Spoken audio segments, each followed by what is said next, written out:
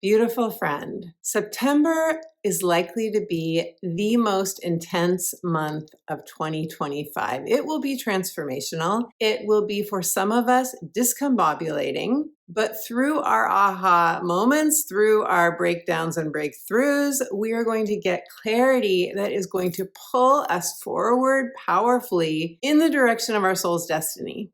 We have two potent eclipses on the highly sensitive axis of Pisces and Virgo, plus Saturn retrograde moving back into Pisces. And if that weren't enough, we have the electrical wild card, great awakener, planet of Uranus, squaring multiple planets, which is the first month since Uranus moved into Gemini that we're getting so much Uranus shakeup action. Many of us are shifting timelines. We are at a crossroads, but there is no going back. This is where a lot of us are going to draw that line and get on a train and head in that new direction. There are a number of very supportive aspects as well. All planets will be direct. Mercury is out of its post-retrograde shadow, so this is a full steam ahead. Once we get that clarity, we have lots of support to enthusiastically, passionately forge forward. Now, to really get a feel for the ups and downs and all arounds of the astrology of September, watch part 1 of this video, because this is where I'm going to go through the key transits and dates. I'm going to let you know who will most feel the eclipses in Pisces and Virgo, and give you tips for navigating the energies. And then in part 2, I will do your monthly horoscopes for each of the 12 signs and pull an oracle card for each of the signs as well. So I am super excited to get into this game-changing month of September, but before I do, I want to welcome you if you are brand new to the channel. This is a like-minded community. I am so thrilled when I see you guys support one another in the comments. If you're highly sensitive, if you're an empath, if you're on a spiritual or ascension journey, you are in the right place. Take a moment to tap that subscribe button right now and tap the notification bell so you get notified when I upload my next video. And I always like to welcome those of you who have subscribed to the channel, who've been watching my videos. Welcome you back. I am so grateful for your support, and I would not be here without you. If you don't know me, I am Betsy Gutting. I'm a psychic astrologer as well as an intuitive life coach and the author of the book, The Magic of Saying Yes, Answering Your Heart's True Calling. I do astrology consultations. Stay tuned till the end of this video. I will tell you more about my consultations as well as my coaching, and I have a free gift for you. Stay tuned to the end to find out what the gift is and how you can get it. And if you'd like to receive my weekly inspirational astrology updates, which is the astrology between videos, go to my website, sign up for free, and you'll get that free instant download gift right away. So as the month opens, we are in Virgo season. Happy birthday to all of you sweet Virgos who have September birthdays. Virgo energy helps us to create order out of chaos. It's the archetype of the practical healer. It's connected to our physical bodies, wellness on all levels, detoxifying, letting go of habits that don't serve us, and our daily work, our work environment, and getting things done. Not only will we have the sun in Virgo this month, but we will have several other planets in Virgo, which I will get into as we go through the month. Now, on September 1st, Saturn retrograde is going to move back into the sign of Pisces for the last time for 29 years. This is an epic last pass of Saturn moving back into this deep emotional water sign, which is connected to karmic endings, something washing away. This is an era, actually it's a full era that is washing away. Why? Because Neptune has also been in Pisces since 2011. Neptune will also retrograde back into Pisces in October. But the idea is that Neptune represents a whole era. And because Saturn and Neptune have been together at the end degrees of Pisces, Saturn retrograding back is the beginning of us wrapping up our Pisces story. For some of us, it's a life chapter. For others of us, it is a narrative or a way of feeling like you don't belong in this world. Because Pisces is the ethereal realms. Pisces is the deep longing, the dream that for some of us may not have come into fruition since Neptune was in Pisces. And so we could be feeling disillusioned, disappointed, victimized even by something, a situation, a relationship, something that hasn't played out the way that we deeply in our hearts wanted it to.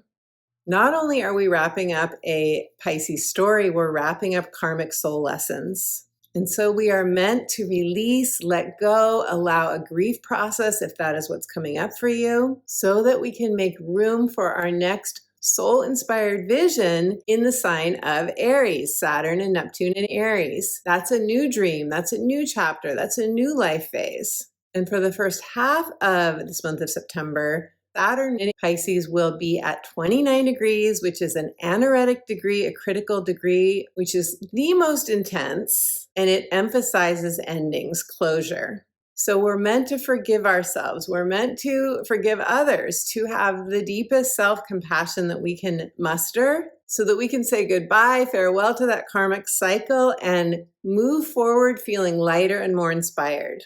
And I have a deeper dive video for you. If you want to know what are the symptoms of this transit and how to lighten your emotional load, I will link to that video in the description box and flag it in that little banner above.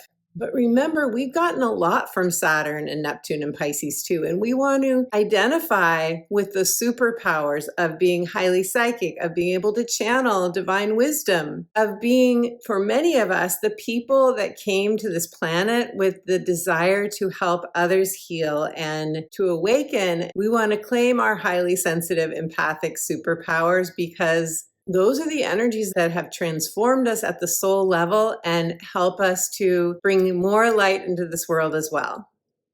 On September 2nd, Mercury will join the Sun in Virgo. Mercury is the planet of communication, conversations, the divine downloads that we get when we tune into spirit. So with Mercury in Virgo, we get extra support to plan, to solidify details, to check the fine print on any agreements, to organize and declutter and purify, detoxify our energy, and just to get shit done. And I think it's funny that almost anyone can say that word, except when I say it, people freak out. It's part of our everyday vernacular.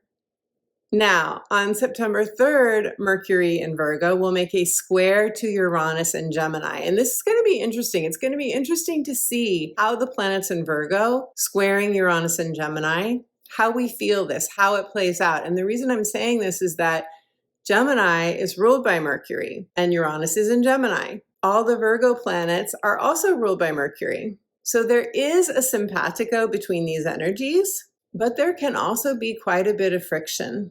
And part of that, in my own experience, because I have both Virgo and Gemini in my chart, and they do make uncomfortable aspects to each other, part of that is us releasing perfectionism, releasing our need to get it right, which often comes from past lifetimes where we were persecuted, punished, shunned, or even burnt at the stake, often for things we didn't even do. Mercury squaring Uranus in Gemini. Go back to the potent new moon in Virgo, which began eclipse season. It wasn't an eclipse, but it squared Uranus, so it could have felt like an eclipse, and that was August 22nd or 23rd, depending on your time zone. Go back to that new moon. The sun and the moon were squaring Uranus in Gemini. What did that bring up for you? Uranus in Gemini, uncomfortable aspects often connect to a communication, information that shocks you, that gives you a jolt. It's like, I didn't see that coming. Wait, is that right? And what I want to say from my own experience of the Virgo new moon is that a professional gave me information that turned out to be untrue. And it was a shock. It caused me to do a bunch of research and kind of threw me into a tailspin at first. But through that process of clearing my fear of what if this is really true, I experienced another layer of transformation. And then I found out it wasn't true anyway. But sometimes this is what these outer planet transits can do. They take us into the dark to do our transformational work so that we can rise like the phoenix, stronger and more empowered because of it. So just know that Mercury squaring Uranus in Gemini, it could be a shocking headline, it could be a technical glitch, it could be something that comes through a conversation that is disruptive, but know that it could change. And it might be a chance for us to rewire a subconscious narrative into something more empowering. On September 4th, Mars in Libra will square Jupiter in Cancer. Mars in Libra, Mars is our mojo, it's our drive, it's our motivation. In Libra, where it has been since August 6th, Mars in Libra wants collaboration, companionship, let's do this together. It's a partnership sign, it's ruled by Venus. Squaring Jupiter in Cancer, it's likely to bring up something having to do with a loved one, a home situation, a family member. So take your time in making any decision, because you could feel like, well, the Mars in me, my inspiration wants to do this, but how will that affect my family? How will that affect my home life? How will that affect my emotional security? Take your time in your deliberations rather than rushing into taking action. On September 6th, Uranus in Gemini will station retrograde. On the day that a planet stations, whether it's retrograde or direct, we often feel it more intensely. So there is that jolt factor of Uranus. There is that awakening that we often get when Uranus is most intense for us. But this transit, because it's a retrograde, often takes us inward. We get our aha moments and epiphanies and all of that. It's a more internal process. It is a revelatory process. And that is what I love about this. It's more a change of perception. I saw it this way and now I see it that way. And it's freeing, it's liberating. So in that way, it's a beautiful transit. Remember that Uranus always wants to free us from stagnation. It's about liberating us. In Gemini, I want to feel free to be me and be my rebellious self and follow the beat of my own drum.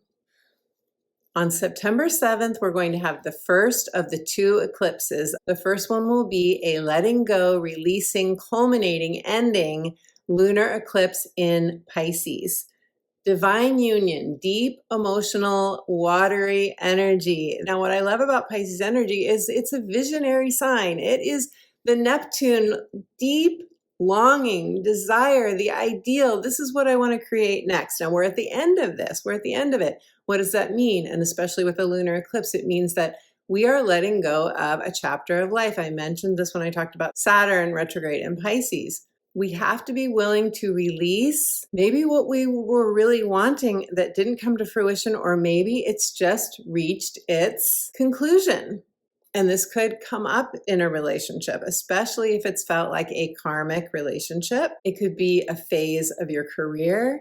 It could be any area of your life. But it's also a North Node eclipse, and a North Node eclipse is pointing us toward our destiny. So it's both an ending and a new beginning, showing us what is most important to us now, what our heart longs for now, what is your dream now, my friend. And it's really the last pass that is really activating us to ask, do I want to go back to you fill in the blank? Do I want to do that thing that maybe you did before and it didn't work out the way you wanted? Now you have transformed. We've all been through a transformational process with Saturn in Pisces. So maybe you want to give it another try. Like, for example, I spent much of Saturn in Pisces in Mexico. That was a dream I had. It was very exciting. But the place that I moved to, Puerto Vallarta, Mexico, was not my place. Now the question is, would I want to do that again someplace else? That's an example of this lunar eclipse. We're at a choice point. And as I'm saying that, I'm getting this image of this sign that is the crossroads. This way, that way, that way. Which way do you want to go?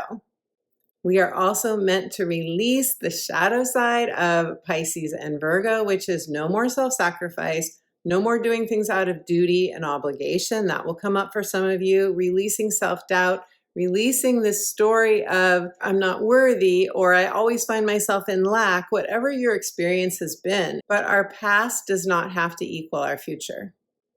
And think of it this way. A lot of us had to go through very intense karmic lessons, a karmic soul cycle, and we are releasing, ending, culminating that karmic soul cycle with this Pisces lunar eclipse. I will do a separate video for you on this and the solar eclipse as well. So remember to subscribe so you don't miss those videos. So who will most feel this lunar eclipse in Pisces? It's happening at 15 degrees. Those of you who have planets or points between 11 and 19 degrees of Pisces, Virgo, or Gemini and Sagittarius, You will feel this eclipse most intensely. We're all going to feel it collectively wherever you have 15 degrees of Pisces in your natal astrology chart. That's where you'll be feeling it, and I will include this in your 12-sign monthly horoscopes as well. Now, from September 12th to September 15th, we're going to have some lovely boosting supportive transits that are going to make us feel, I think, more abundant, more expansive, more optimistic as well. On the 12th, both the Sun and Mercury in Virgo are going to sextile Jupiter in Cancer. This is going to bring us new insights, perhaps. We're going to have opportunities to bond with others through conversations and communications. This could be new information showing up in a lot of different ways. But remember that Jupiter in Cancer, and this is where we want to expand, Cancer wants to feel those bonded connections with everyone it meets, because Cancer energy loves to feel that feeling of family in all of their interactions, both professionally and personally. What brings us more emotional security? It's different for all of us, but in Cancer energy, it's usually feeling more rooted, more protected, a sense of I'm with my tribe, or you're part of my tribe, and we have each other's back. And it feels so warm and cozy. That's Cancer energy. On September 13th, the Sun is going to join with Mercury in Virgo. We call this a Mercury Cazimi. These Cazimis are known for clarity. They're known for insights. They're known for understanding something that we have not had clarity on, or it can be a completion. The Sun is infusing its light into Mercury's energy, and this is going to help us with any planning toward a future goal. You may feel very enthusiastic around this time to put some sort of plan in place, take steps toward a goal, get your gym membership, buy that plane ticket. You get the idea. On September 15th, Venus in Leo will sextile Mars in Libra. Sextiles bring opportunities, they bring solutions, they bring something tangible that is important to us that we need, that we feel we need to have in our life. Sextiles are often something is finally happening and there's a tangible result. Venus in Leo, fiery, romantic, enthusiastic. It's very sparkly energy. I absolutely love Leo energy. I love the fire of Leo. It reminds us of our spiritual royalty, to value ourselves and to see ourselves in a higher light. And with Venus in Leo, we often rise to an occasion. So this passionate romantic energy is connecting with Mars, our mojo, our drive in Libra, which is a desire for harmony and balance, reciprocity. And you could very much feel this in a relationship, because Libra is ruled by Venus and prefers to enjoy life with another person or people. So this will probably be very social. It's great for getting together with friends. It's great for doing anything that's going to balance your energy, dancing your joy, sweating your prayers, singing, playing with children. And this could be really nice for a romantic proposal as well, or a marriage proposal, as long as you don't have any other really difficult transits going on in your natal chart. Because remember, all of the transits that I'm going through, how you feel any of these transits will depend on whether the planets or points in your natal astrology chart are being activated by the individual transits. From September 18th to 22nd, this is going to be a powerful few days. On September 18th, Mercury will leave Virgo and enter Libra, and this is where our communication, our thinking, our buying, selling, our transactions, our local interactions, our errands, all of these things, we're going to be focused more on, does this fit my priorities, Libra? Is it balanced? Will it bring more balance and harmony into my life? Will it beautify my life in some way? Is there fairness, equality, mutual reciprocity? That's Mars in Libra, and it could very much bring up or inspire or provoke, depending on how you're feeling this energy, more conversations, interactions, negotiations, or renegotiations of boundaries with partners, with other people in our lives, both business and personal relationships. As soon as Mars enters Libra, it's going to immediately oppose Neptune in Aries. Mars opposing Neptune. Neptune is, what does my heart most desire? What is my ideal? What is my vision? Mars on the opposite end could be somebody saying, nope, we're not doing that. I'm not supporting you with that. Mars could be an argument that ends up in disappointment or discouragement or a feeling of I'm not supported by this person, this organization, however that is playing out for you. But this is really cool. I love this. At the same time, the same day, Mercury in Libra is going to trine Uranus in Gemini and Pluto in Aquarius. So it's like Mercury is coming in to save the day, making a beautiful trine to Uranus, which is the great awakener. Uranus is, let's do this differently. Let's think about this differently. We always say think outside the box. I know I've said this before. We need a new expression for think outside the box. We need to just dismantle the box completely. So for some of you, this is an example of like, I thought I wanted to buy a house in this area or this development, but I've changed my mind. Now I want to build my own house that is off grid. That's an extreme example, I know. But Mercury in Libra is thinking about the we, or what brings beauty to your surroundings, what makes you feel in harmony with your environments, with nature, with your own inner rhythm. So Mercury making two supportive aspects, having two supportive conversations with both Uranus, which is let's do this differently, let's change it up. If you get an invitation to do something fun that day, definitely say yes to it. If your own heart says, I want to go out to breakfast today when I usually go work out instead, whatever is new and different, we're meant to go out of our routine. This is going to be supportive of trying something different. New possibilities, new ideas could come through. Mercury in Libra trining Pluto in Aquarius, that is also super positive, and it's transformational because Pluto transforms us in some way. And my advice for this transit is don't go back to the old self that would have settled. Don't say yes to something that is just good enough, barely good enough, when you know that what you really want is something great. Sometimes Pluto brings up something complicated. Do you really want something complicated? Or would you rather have, instead of the crumbs, would you rather have the full cookie? Who wants someone else's crumbs? But you could ask yourself around this power time, September 18th, these conversations are happening. But remember, for all transits, you could feel them a day or two before and a day or two after as well.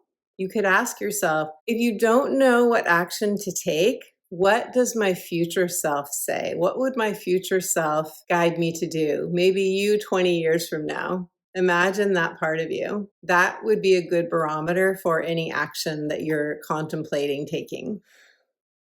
On September 19th, Venus, the planet of love, beauty, beautifying. Venus loves all of the delicious things in life, also connected to our finances, the things that buy us freedom, and what makes us feel good in our bodies, in our homes, wherever we are. Venus is our preferences. So Venus is going to leave fiery, romantic, rise to the occasion, courageous Leo, and it's going to enter practical Virgo. Virgo also loves the beauty of life, but Virgo is more focused on the earthly nature of things. And so Venus going into Virgo is, let's take really good care of our bodies, get a massage, declutter your, I like to start with one drawer, but whatever's been bugging you, whatever you're walking by that same pile every day. For a lot of us, it's like a pile of papers, or I know some people don't have papers anymore in their homes, but some of us still do. Some of us are old fashioned. That would be me. This is also good for planning, for organizing. You might want to plan some sort of a getaway, pack for a trip.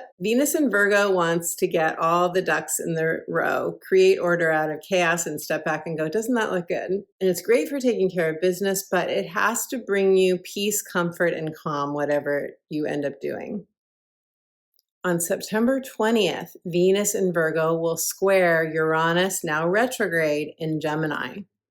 We could get a curveball. It could be disruptive. There could be a breakdown or a breakthrough. But remember, Uranus is retrograde. So it could be a new awareness, or you wake up in the middle of the night and you realize something that you didn't realize before, and it helps you to see with new eyes. Venus rules our values as well. So you could feel like my values have really shifted. What I thought I wanted before, I don't want anymore. Uranus, again, this is wherever Uranus is in your chart, we want freedom. We want liberation. We want to be able to do things our way. And this could have to do with your money. It could have to do with your beauty or your physical body, Venus and Virgo. Also on September 20th, the sun in Virgo is going to oppose Saturn in Pisces. So go back to what I said about Saturn retrograde in Pisces. Saturn retrograde in Pisces is a clearing out and ending, a letting go. We're going to experience that during the lunar eclipse in Pisces on the 7th. And the sun opposing Saturn, this is happening the night before and the day of the solar eclipse in Virgo. This could bring up boundaries, renegotiating an agreement, a karmic ending, or closure. The solar eclipse is the next day on September 21st. It is in Virgo. It's a solar eclipse, so this represents a new dream, a new vision, a new beginning, and it's karmic. It's fated. Why? Because it's in Virgo, and the south node of karma and fate is in Virgo. If something happens for you around this time, it could be anywhere between when you're watching this video and weeks or months after even. But often we have an experience very closely a few days before the eclipse, a few days after. It's happening at the anaretic 29-degree point. That's why it's opposing Saturn and Pisces, because they're at the same degree point. And for some people, this might be somebody else, because it's an opposition, someone in authority saying no, cutting ties, or you cutting ties, you breaking away from something, you getting closure, or initiating an ending. But remember, solar eclipses are brand new beginnings. So just like with the lunar eclipse, there's an element of a closing out, ending, and a new beginning. The same with the solar eclipse. Both are happening at the same time. Not only this, it's an equinox eclipse. The fall equinox for those of us in the northern hemisphere, and a spring equinox for those of you in the southern hemisphere. This is going to heighten the potency of this solar eclipse in Virgo. Who will feel this most intensely? Those of you with planets or points between 25 and 29 degrees of the mutable signs, but also if you have planets or points in the cardinal signs of Libra, Aries, Cancer, or Capricorn between 0 and 4 degrees, you could feel this one quite intensely as well. Notice what your heart wants during this eclipse. It's signaling a new direction for us. But something could happen that feels fated or karmic, an event, a meetup, a dream, a nighttime dream you have that reveals something that you didn't see before that then powerfully moves you forward. On September 22nd, the sun will enter cardinal air sign Libra. Libra season, happy birthday to those of you, our Libra friends, who have birthdays in September. Libra energy versus Virgo energy. Virgo is this practical earth energy. Virgo reminds me of trees and the vines growing on things and yoga and green drinks. Libra energy is, do I have a partner on my arm? Do I have a friend I can talk to? Will so-and-so meet up and have coffee with me and we can just spew all the things that are important to us right now? Libra also, because it's cardinal, there's an ambition to it. The cardinal signs are the initiators of the zodiac. So now that the sun has finished out in practical, earthly, get your shit together, Virgo, now the sun moves into Libra and says, let's talk about what we want. Let's gather our dream team around us. Or maybe we pitch in together to do a project. Now, these are generalizations, but Libra is known for being too people-pleasing and overly accommodating because it wants that companionship, whereas Virgo might say, I love you, let's get married. I'll hang out in this side of the duplex and you can live in the other side. So you could feel around the 26th that you want to come out more into the world. You want to be less hermiting, more around the energy of others as the sun changes sign. The same day that the sun enters Libra, Mars is going to leave Libra and enter Scorpio. Scorpio is very passionate energy. It is focused. It is deep. It wants to get to the root of things to solve the problems. It is often focused on financial security within partnership. And this is Mars, so it's our motivation, our drive. We're going to feel this inside. Whenever Mars changes signs, we feel the new energy. Scorpio will also take the axe and cut out what is not working. That's the higher octave of Scorpio, setting boundaries. On September 23rd, the sun in Libra will trine Uranus retrograde in Gemini. So here we have this social Libra energy. Let's connect, let's talk, enjoy the back and forth. Let's feel like we're not doing this alone. There's a we involved here. Trining Uranus and Gemini. I mean, Gemini energy also loves to be companionable and social. Uranus is retrograde, so we could be going back over ideas that we had before that we haven't acted on yet. This is a time to be curious, to be open, maybe talk with another person, this could be a professional, about what you've been thinking about but haven't taken action on yet. This could be a good time to get an astrology reading or a coaching session, although a lot of you are going to probably want to get an astrology reading before the eclipses happen, because eclipses can be so life-changing. But remember, all of these Uranus transits happening this month, they want to set us on a new course. I'm getting an image of a sailboat, a big sailboat, a gorgeous one of those that you take pictures of when you're on the beach.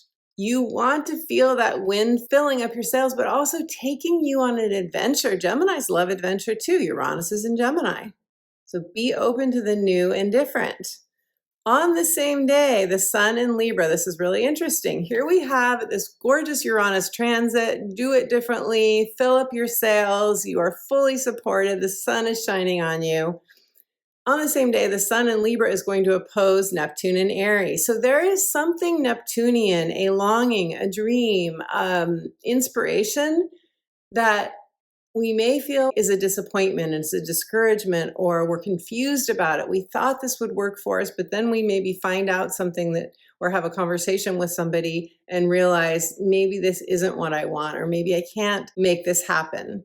Pay attention to your dreams. You could have very vivid dreams on the 23rd or around that time when the sun opposes Neptune. It could also be that someone in your life that you are partnered with in some way, business or romantically, is not in favor of your Neptunian and Aries dream, because Aries is the I am. Aries is your identity. It's what we want to do, often independently. So it could just be that you're not getting someone else's buy-in, and that could potentially change. On September 24th, the sun in Libra will make another trine, this time to Pluto in Aquarius. This is super empowering. The sun trine Pluto is like, this is great for money, oftentimes, for feeling like you are receiving what you know you're worth. But this is also feeling transformed and uplifted because you've done the inner work, because your soul has evolved. And there's an ease with Sun trine Pluto to face a fear if that's coming up, to release the inner naysayers in your head, to muster the courage to collaborate with people, or maybe approach somebody who you would like to be your ally that maybe you didn't have the courage or feel empowered enough to do before. But that's not all for this day of September 24th. We also have Mars in Scorpio squaring Pluto in Aquarius. So isn't it interesting that we have the sun trining Pluto, and at the same time we have Mars and Scorpio squaring Pluto? What is Mars square Pluto? This is often a standoff. It's a conflict. It can be between two parts of yourself or you and another person. There's a lot of passion. It can feel like a power struggle. You know, Mars in Scorpio knows what it wants. And it's like once Scorpio energy knows what it wants, it's a fixed sign. So it's not going to waver or, be that open to other people's input. Oftentimes it's more like, I know what I want and I'm going for it. It's a laser focus. Squaring Pluto. Pluto's our unconscious mind. That can bring up something, a dark fear, but it can also be somebody else acting or behaving in a way that raises a red flag for you. Trust issues surfacing, fear or anger coming up. And it could definitely be a real conflict, but it can also give you the energy to power through a situation. Watch out though for deceptive behavior, for any red flags. Make sure that you are setting clear boundaries if that is something coming up for you. You will probably feel this Mars square Pluto transit. Many of us will, from the 22nd all the way through to the 27th. So that's going to be that end of the month period. Could be a time that we are doing more clearing of fears, processing of emotions in some sort of power struggle or conflict with another person. And that could be because we are at a crossroads of timelines. What do I mean by timeline? Shifting consciousness. Because of the inner work that we've done, because of the soul evolution that we've had, we're in different places, right? You could have someone very close to you and you have reached a certain level of it's more of a readiness for what's next. You could be ready to move on to your next level of soul's evolution, and the other person isn't. And so you diverge in directions. And I want to acknowledge that that is not easy, especially when we're really close to somebody, or if we are really enmeshed in some way, that can make it that much harder to set boundaries and realize that your soul's trajectories are widening, but that doesn't mean that you can't come back together again. It's just that ultimately we're not in control of when and how that happens. Okay, so I want to give you some quick tips on how we can move through these energies, because as you can tell, it's going to be quite a month and may really activate us emotionally. And then we will do the 12 sign readings. If you find yourself in a grief process or letting go of something, a relationship, a situation, a job, whatever it is, a way of being, it could be a way of being that just is no longer sustainable for you. And that means that there are ups and downs to the changes that even we choose to make in our life, right? Much less somebody else making the change or us finding ourselves in a situation that we didn't initiate. Be extra gentle with yourself through this process. We are meant to release unrealistic expectations in Virgo energy. We can be too self-critical or critical of others, and that can be damaging to our relationships. So it's something to be aware of. If you have feelings of overwhelm, confusion, exhaustion, your nervous system is electrified, you're having trouble sleeping, we will probably be extra stimulated through those Uranus squares. Again, if they are activating planets or points in your natal astrology chart. Soothing, healing practices, meditation, breath, moving your body, being in nature, getting in water, whatever soothes you, my friend. Think of this month as we are creating a clean slate, a fresh start. It's a great month to streamline, to take control of your days, your schedules, your routines, even if you can only do that in the tiniest of ways. And partner with spirit, because the Virgo Pisces axis is the divine made into form. So the more that you can partner with spirit, and this is what I help you with in my book, The Magic of Saying Yes, the more that you feel that you can call on the divine when you're stressed, drained, or emotionally overwhelmed, the more that you will receive the clarity that this month is meant to give us. I know it's trite to say this, but we all have an inner GPS. You can never truly be off your soul's path. Even if you feel lost, even if you feel like you're just wandering in the dark, that too is part of the soul's journey. So my friend, trust that wherever you are, whatever you are experiencing, you are absolutely where you are meant to be. You are loved, you are protected. At your essence, you are a spirit of pure love. Let the divine enlighten your way there. Okay, my friends, let us do your monthly horoscopes now. Listen to your rising sign. This is the most accurate in terms of where in your natal astrology chart you will be experiencing the eclipses and the transits that I talk about in your reading. But also listen to your sun sign and your moon signs, because these will bring further themes and intuitive messages that will very likely apply to your life.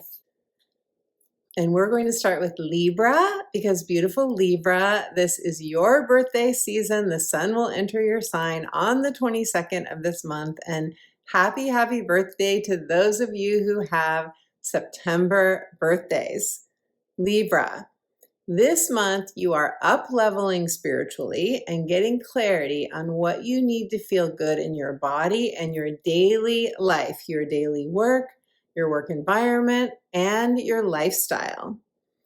As the month begins, Venus, your ruling planet, is in Leo, the fiery romantic sign of Leo, in your 11th house of fulfillment, hopes, wishes, and dreams, allies, supporters, branding, promoting. If you have a message or a business or a product, anything that you want to share with other people, online or otherwise. It also rules social media platforms, the 11th house, and long-term financial gains.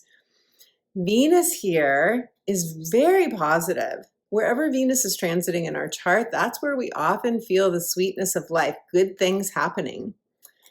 Except that the sun in Virgo is in your 12th house. Why do I say except? I say except because I want you to know, Libra, that if you don't feel as social as you might normally feel, and this won't apply to everyone, but if you don't feel as outgoing in September, it could be that the sun in Virgo, until it enters your sign, is going to be in your 12th house. And when we have the sun transit our 12th house, we usually want more rest, more renewal. We're more inward, like we're more internally focused. We are having intense dreams sometimes, but they can be really awakening dreams. We can, really work on subconscious beliefs or rewiring that inner narrative that we all have.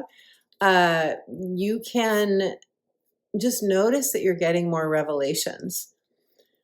12th house transits can be intense, I have to say that, but they can also be, that awakening aspect can really shift things for us. It can really shift our perceptions. Now, the eclipse season, the first eclipse that we're going to have is going to be a lunar eclipse in Pisces. I talk about that in the first part of this video at length. This for you is happening in your 6th house of daily work, lifestyle, health, wellness, habits, basically how you structure your life. And what is the daily rhythm of your life? How much flexibility do you have? How much freedom do you have? These things are probably going to be coming up for you during this lunar eclipse.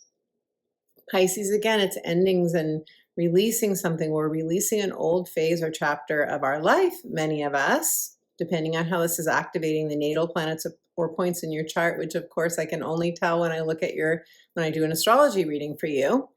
But know that you are very well supported to make changes, release something, let go of a habit, for example, shift your daily work schedule or how and where you work. Maybe some of you are going to get a new job. Maybe some of you are releasing something to do with your health. Some of you could have really been working on something, a health diagnosis. You could have really been healing something for some time now, because we've had Saturn and Neptune and Pisces in this house for you for a very long time. And wherever Saturn is transiting, that's where we're doing our work. So you've been doing that. And not only this, but Saturn's retrograding back into your 6th house. So you can see why this is probably going to be coming up for you, especially if you have planets or points in the mid degrees of Pisces or the high degrees, because that's where Saturn is transiting. The second eclipse will be in Virgo on the same axis of Pisces and Virgo. And that is happening in your 12th house. So remember I said the sun is going to be in your 12th house of rest, retreat, renewal, taking us inward. Well, the solar eclipse, because it involves the sun and the moon coming together, is going to be in your 12th house as well. So this is very spiritual for most people. It's either a spiritual kind of awakening, shifting, opening up to a new perspective.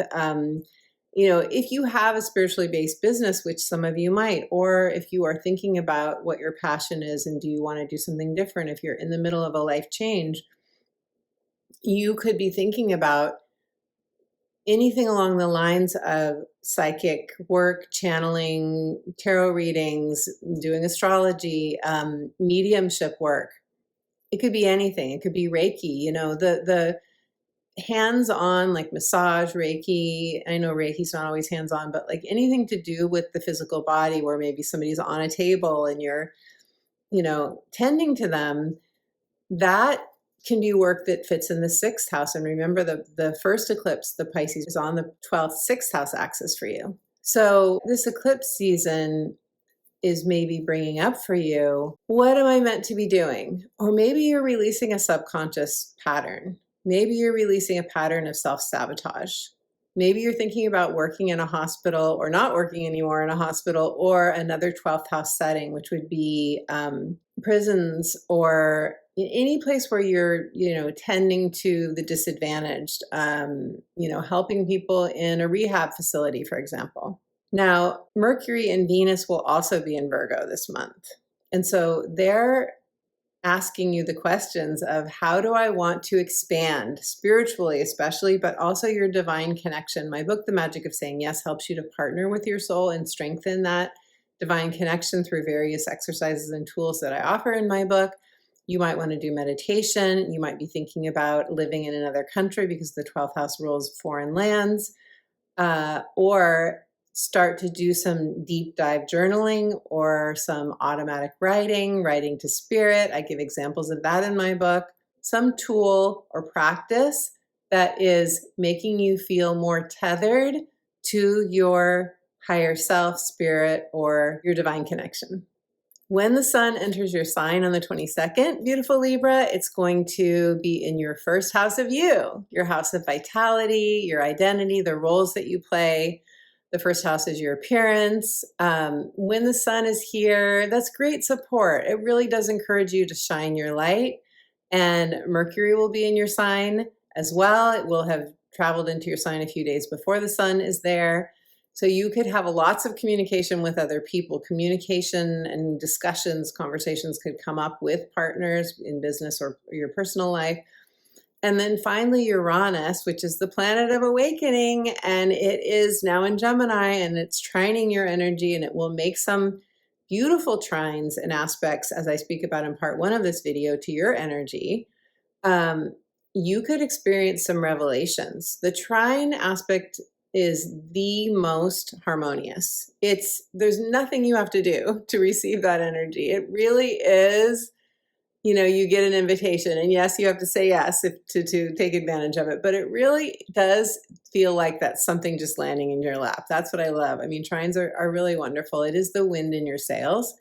And because for you, Uranus is transiting in your 9th house, and it will be retrograde a good part of the month, but this is your seeking path. You as a seeker, the spiritual quest, lifelong learning, taking a course, getting a degree, releasing a belief, opening up to a different way, a new life direction for some of you.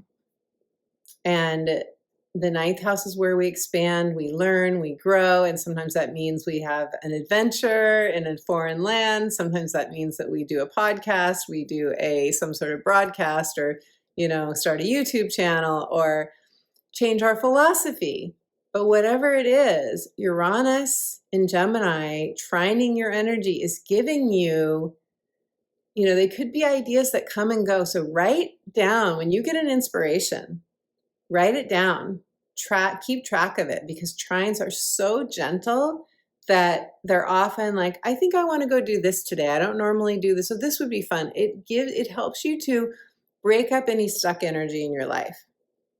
But Uranus is in your 9th house, and that's saying, let us feel more free, feel more, you're making choices. I do think some of you at the very least will want to take a trip, or you will start doing some armchair travel, or you will really be asking, what is my next adventure? Because you're ready for a new adventure, Libra. Leave me a comment. Let me know if you are, or to publish something, or to, teach something.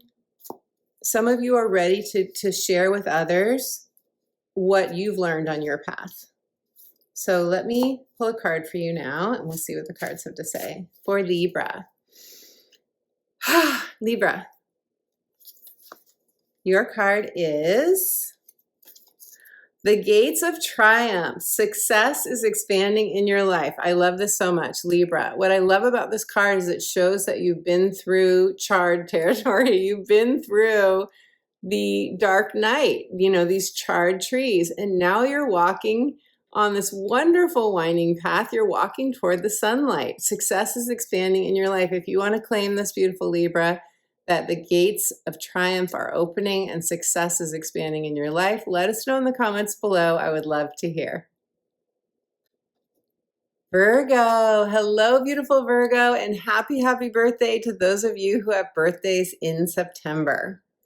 Virgo, this is a month in which I believe you're going to receive epiphanies, aha moments, revelations that powerfully move you forward.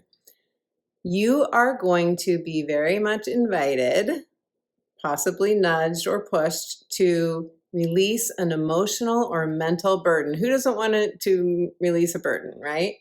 But sometimes we're not aware that it's there until we are.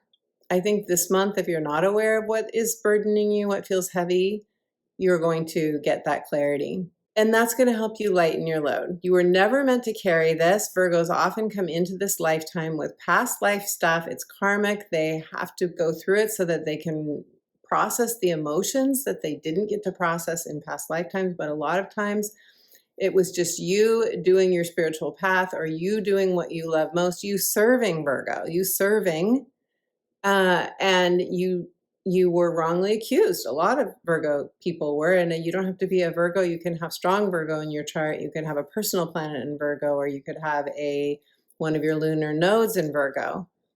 And yeah, so that's what I think is happening. It's great news, an epiphany that powerfully moves you forward and helps you to lighten your load.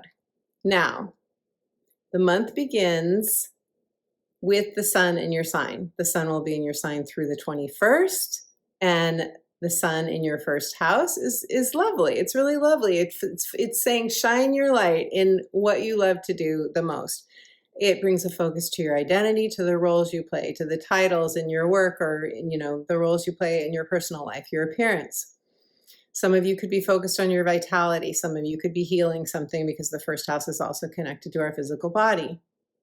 On September 2nd, your planetary ruler, Mercury, which is now direct, is also going to be in your sign. So both the sun and Mercury working together in your first house. If you want to make any changes, to your work, to your physical body, appearance, body, whatever, your health, this is a really good time to do it. You have lots of support for that. Great for communications with others as well. You may feel like there's more communication happening with Mercury in your sign.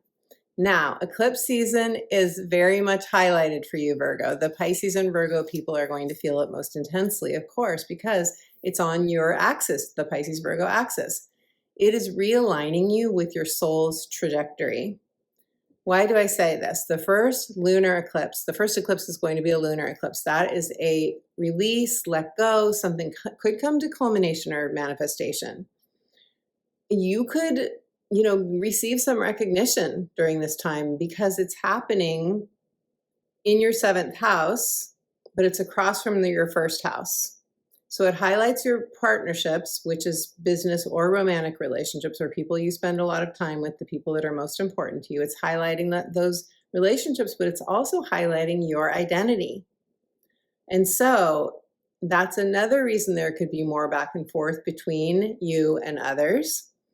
But know that because it's a lunar eclipse, we are meant to release anything that's heavy, anything that's been weighing on us, anything that is just no longer ours to carry. And that could be a relationship. You could have been in the process of releasing ties, emotionally, for example, mentally, to another person. You could have been doing that for some time now. But of course, Saturn is moving back into Pisces, bringing stuff up again that we haven't fully resolved. So some people will have a breakup. Some people will walk away from a relationship, experience a divorce. Business relationships could form or dissolve. Other relationships could form, or you could be going your separate ways. This is all in the name of moving forward on a new dream, a new phase of life. And what's interesting, Virgo, is that the new moon that we just had in your sign on the 22nd of September, that was at 0 degrees. This lunar eclipse on the Pisces and Virgo axis, because the sun will be in your sign during that eclipse. That's happening at 15 degrees. Then we have the final solar eclipse, which I'm going to talk about in a moment, at 29 degrees. So 0 to 29 degrees. The full spectrum of Virgo energy is being sparked, activated by this eclipse, which means that all Pisces and Virgo energies are going to be activated, some more intensely than others, during this month of September.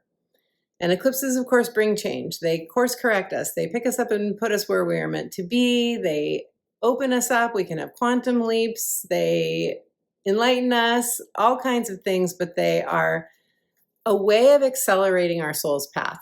And that's what's happening this month.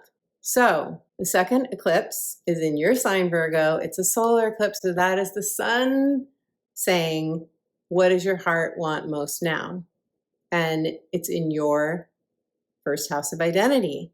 So it's saying it's time for a new identity, or it's time to do something differently to the extent that you feel like I have a new vision. I'm starting a new chapter. Maybe it's up leveling for some of you. Not everyone is walking away from a job. Not everyone is letting go of a relationship. Not everyone is having a massive change, but pay attention to your feelings. Pay attention to those inner nudges, because like I said, everyone is being activated during this eclipse season. And really that started with the new moon in your sign, Virgo.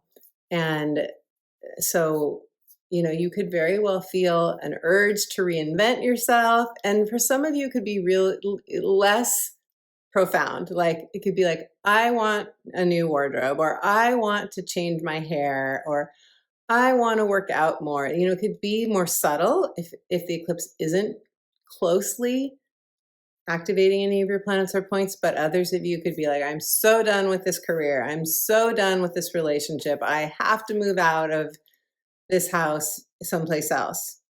You get the idea. Okay, so I need a breath. And so just think of this, back for a moment to the solar eclipse. Just think of this as a fresh start, a brand new lease on life for you, Virgo.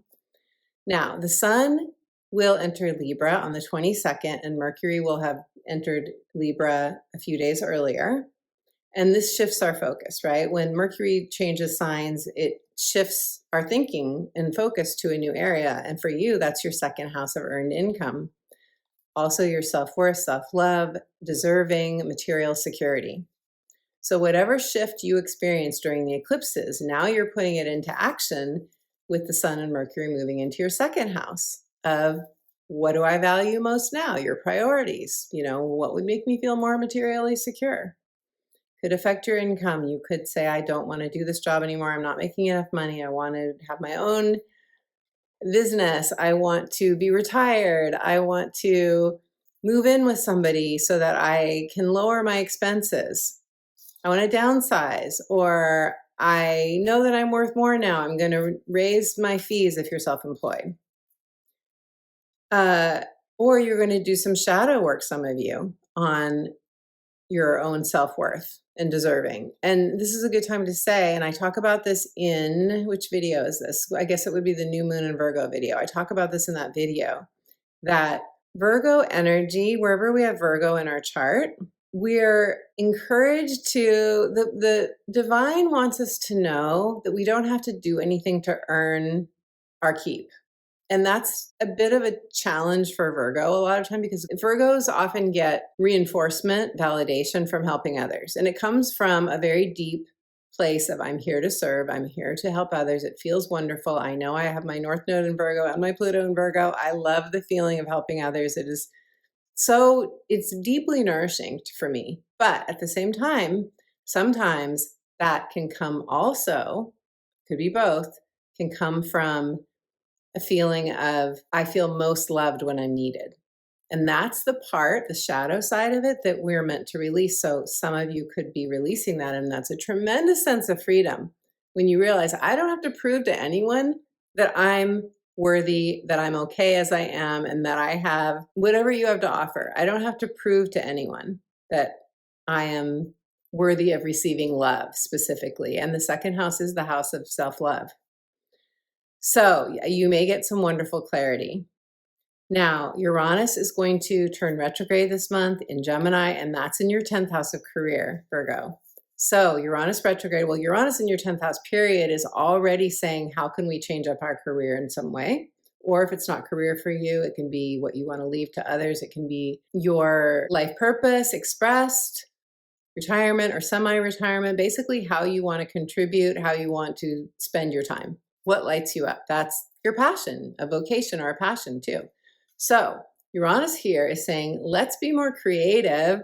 Let's change it up. Let's do it in a way that's going to feed you, Virgo. It's going to feed you, because when you're fed, when you feel passionate, then everybody else gets to experience that energy, right? That vibration of passion. It's really lovely. And so with Uranus going retrograde, though, you might have more inner revelations, sudden breakthroughs, and from the inside out that then support you to create changes and get more creative and get more innovative in this area of your life. Some of you might be innovating something, whether it's a product or, you know, a new way of doing your life. You could be innovating that. A new way of doing career. It can be career and money and all of that stuff, but it's also, again, some people don't have to work for money. And it could apply to how you want to spend your one wild and precious life, as Mary Oliver so beautifully says it. So, revelations. Now, the thing that I want to say, though, before I pull a card for you, is that Uranus in Gemini does square your energy. Leave me a comment. Let me know if you felt that Uranus square. We're going to feel it this month, Virgo. Especially if you have any planets or points very early in your sign. If you have any planets or points 0 to 3 degrees, you're feeling most likely this Uranus in Gemini. And we're going to feel it more times this month. And that is meant to shake up any stuckness or stagnation, especially in our thinking.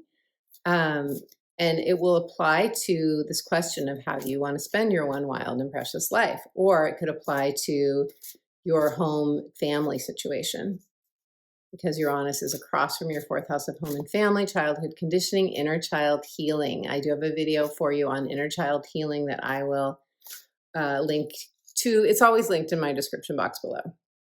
Okay, so let us see. And squares are very helpful in that there's enough tension that gets us into action to alleviate the tension, and then we can move forward. So Virgo, let's see what the cards have to say for you.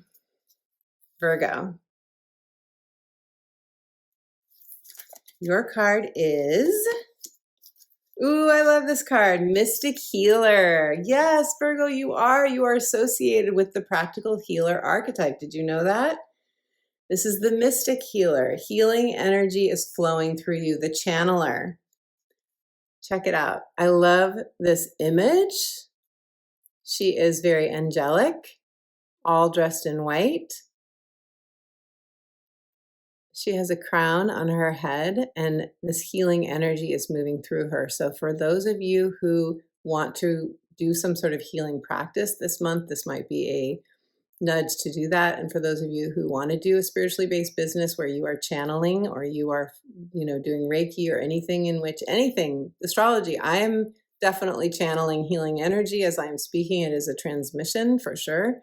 Anything in which you want to help others heal on any level or heal yourself, this card is a validation of that. So if you want to claim your own Mystic Healer, let us know in the comments below.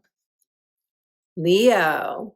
Hello, beautiful Leo. Leo, you this month of September will be, I believe, motivated to take your power back in your finances or in intimacy, or you will find yourself going through a transformational cycle. And also you might find your house of home and family activated. There is an important relationship in your life, some of you, that could feel like you're at a crossroads. You have to make a decision. Something has shifted or changed, and this could have happened quite some time ago. But you could find that you are having to set boundaries or negotiating a decision or at a choice point in a relationship as well. Something to do with this is who I am and this is what my relationship is, and are we still on the same page? So that's the overview. Let's get into the specifics. You are ruled by the sun, Leo. You know this. The sun in Virgo is going to be at the beginning of the month in your 2nd house of finances, and the sun will be here in your 2nd house until the 22nd. Now, when the sun is in our 2nd house, often that is very positive for our finances. It depends on how all the transits during this month are activating the planets and points in your natal astrology chart, because it's not just your Leo energy that is dictating your experience. It's all of the energy in your chart. And obviously I can't analyze that without seeing your chart. But I will say that with the sun here, you could feel like things are going well. It's positive for your income, or it's positive for your self-love and your worthiness. Venus is in your sign, in your first house, of course, because it's your sign for Leo risings, till the 19th, the first house of you. So Venus in the first house, I love that. I absolutely love it. It feels good. We tend to feel like there's something, we're a little bit charmed, we're a little bit, things go our way. This is general. It's not always the case. But when Venus makes a conjunction to your ascendant, at the very least, that's usually a kiss from the universe that feels really nice. You could also feel like people are just more responsive to you. There's more joy in your life. You're feeling very good in your self-esteem. Now, eclipse season for you, Leo, is happening on your financial axis, your second and eighth house axis. So the second house is your earned income, self-love, self-worth, deserving, material security. Your eighth house is more like long-term assets, real estate, retirement funds, money shared with other people in partnership, clients, also debts that you might want to pay off, and sexual intimacy. The eighth house is the house of power and control and transformation. And in the eighth house, when we are having transits here, we often do a deep dive kind of process of releasing a fear or doubt, because the eighth house it's meant for that. This is where we are quite attached to keeping our stuff. Don't move my cheese. Okay, so Leo, the first eclipse is the lunar eclipse in Pisces, and this is in your eighth house and it's an ending. It's something coming to fruition. It can be something very positive, or it can be this phase of life is closing out. This thing is ending. It's in your eighth house. A lunar eclipse in your eighth house can be where you're dividing up assets. It could be where you're selling a business, selling a home, or you are paying off debt. You are clearing your slate in some way, preparing for a fresh start. You could be working on a relationship, going to counseling, or you could be realizing around this eclipse time that relationship has run its course. That soul contract, so to speak, is over and complete, and you could be getting closure during this time. After this lunar eclipse, which is meant to sort of let the waters of Pisces clear everything out so that we can have more space to invite in the new, a new dream, a new vision, that's when we're going to have the solar eclipse in Virgo, which is on the 21st. All the dates for all these transits are in the first part of this video, part 1. But your new beginning is happening in your second house of earned income, your self-worth, your self-love, deserving, and material security, possessions as well. So you could be thinking about that. You could be thinking about what makes me feel materially secure. What do I want? Some of you may want to buy a new possession, something you've wanted for a long time. Others of you could be releasing possessions. Some of you could be selling everything and moving to another country. That could happen. The thing is, with the solar eclipse in Virgo, because the south node's in Virgo, the south node is we have to release the shadow side of Virgo energy, and the north node is we're moving toward our destiny. But this is a south node eclipse and a solar eclipse, which is new beginnings and releasing the shadow of Virgo energy. That's letting go of perfectionism, letting go of being overly analytical, analysis paralysis, and feeling like no matter what I do, I can never get ahead. You could feel that in your finances. That's what you're meant to release. Your money story. Some of you are meant to look at your money story if it's not empowering and shift that narrative. Bring your thinking up to speed with what your heart really wants so that they can be a match vibrationally and you can experience that in reality.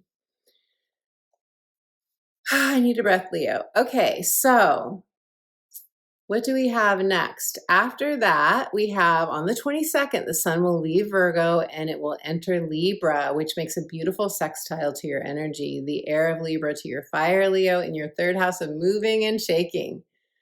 I love the sun here for you. If you want to make any changes or upgrade in any way a business, if you have your own business, if you want to do anything different in your local environment, the things that we do on a daily basis, errands and where we work out and where we buy groceries and the people that we talk to, the meetups that we have, that's all third house energy, also our devices and our cars. The sun here is saying shine your light in your local hood with neighbors, aunts, uncles, cousins, with you know, if you're acquiring a mortgage or you're signing a lease, all of these things are you shining your light, being your true, authentic self. It's also our mindset and our communication. So you may be more aware of that during this time, and it's probably going to be a busy time for you. Once the sun moves into Libra around the 22nd, the pace of your life could speed up. Mars in Scorpio, Mars will leave Libra and move into Scorpio also around the same time, the same day that the sun enters Libra.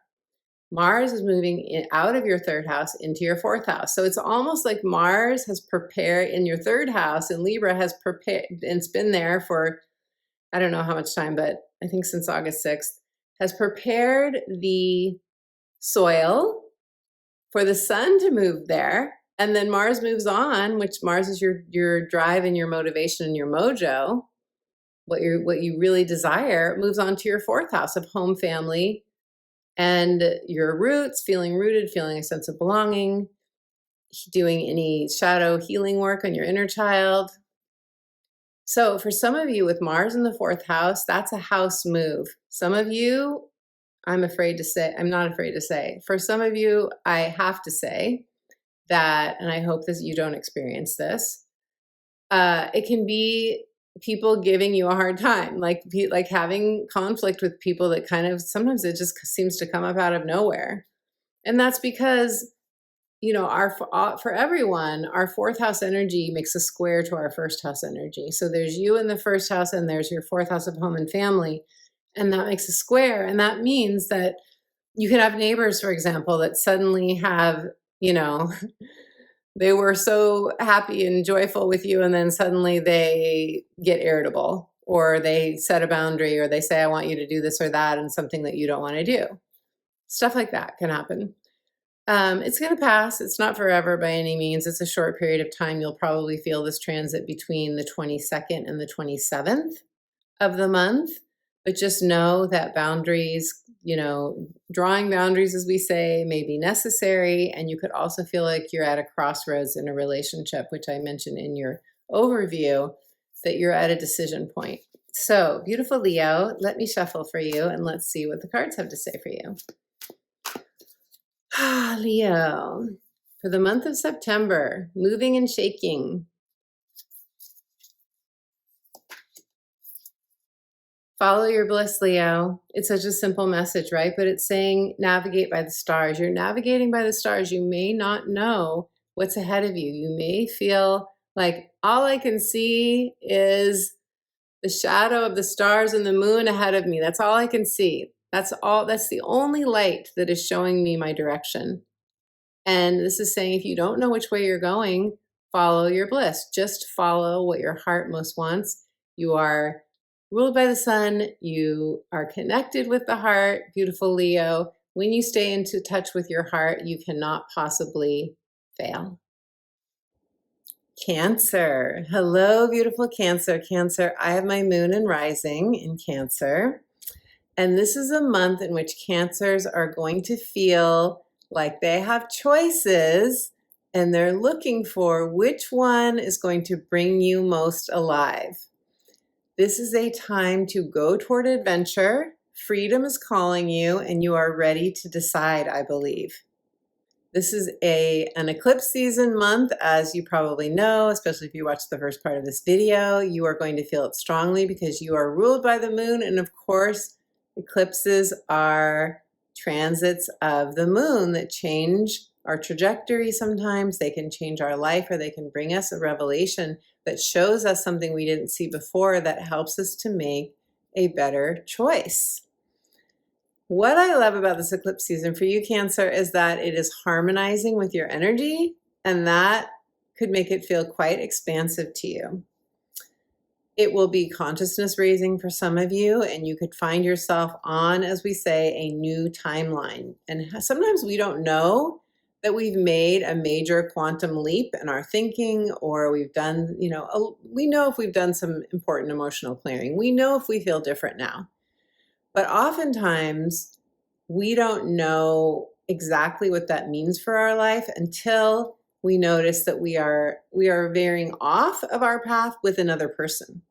That's when we notice. So for example, you could have had an emotional awareness that was a big leap for you that took your consciousness to another level, and then another person who you spend a lot of time with, who you're close with, hasn't made that shift, and now there's distance between you. And that can be hard, especially for Cancer people, because Cancer people really value their bonds, especially with family and very close loved ones. So just letting you know that that could be part of the process. I always tell myself, you never know, that other person could catch up, so to speak. We could find ourselves back in harmony again, but I just want to let you know that it's possible, especially because Mars has been in Libra, and that squares Cancer energy. And with Mars in Libra, in any relationship, whether it's a partnership or anyone that we're close with, that can bring conflict, that can bring a sense of distance. However, Mars is going to go back into Scorpio toward the end of this month, and that trines your energy. So that could soften, bring you back together.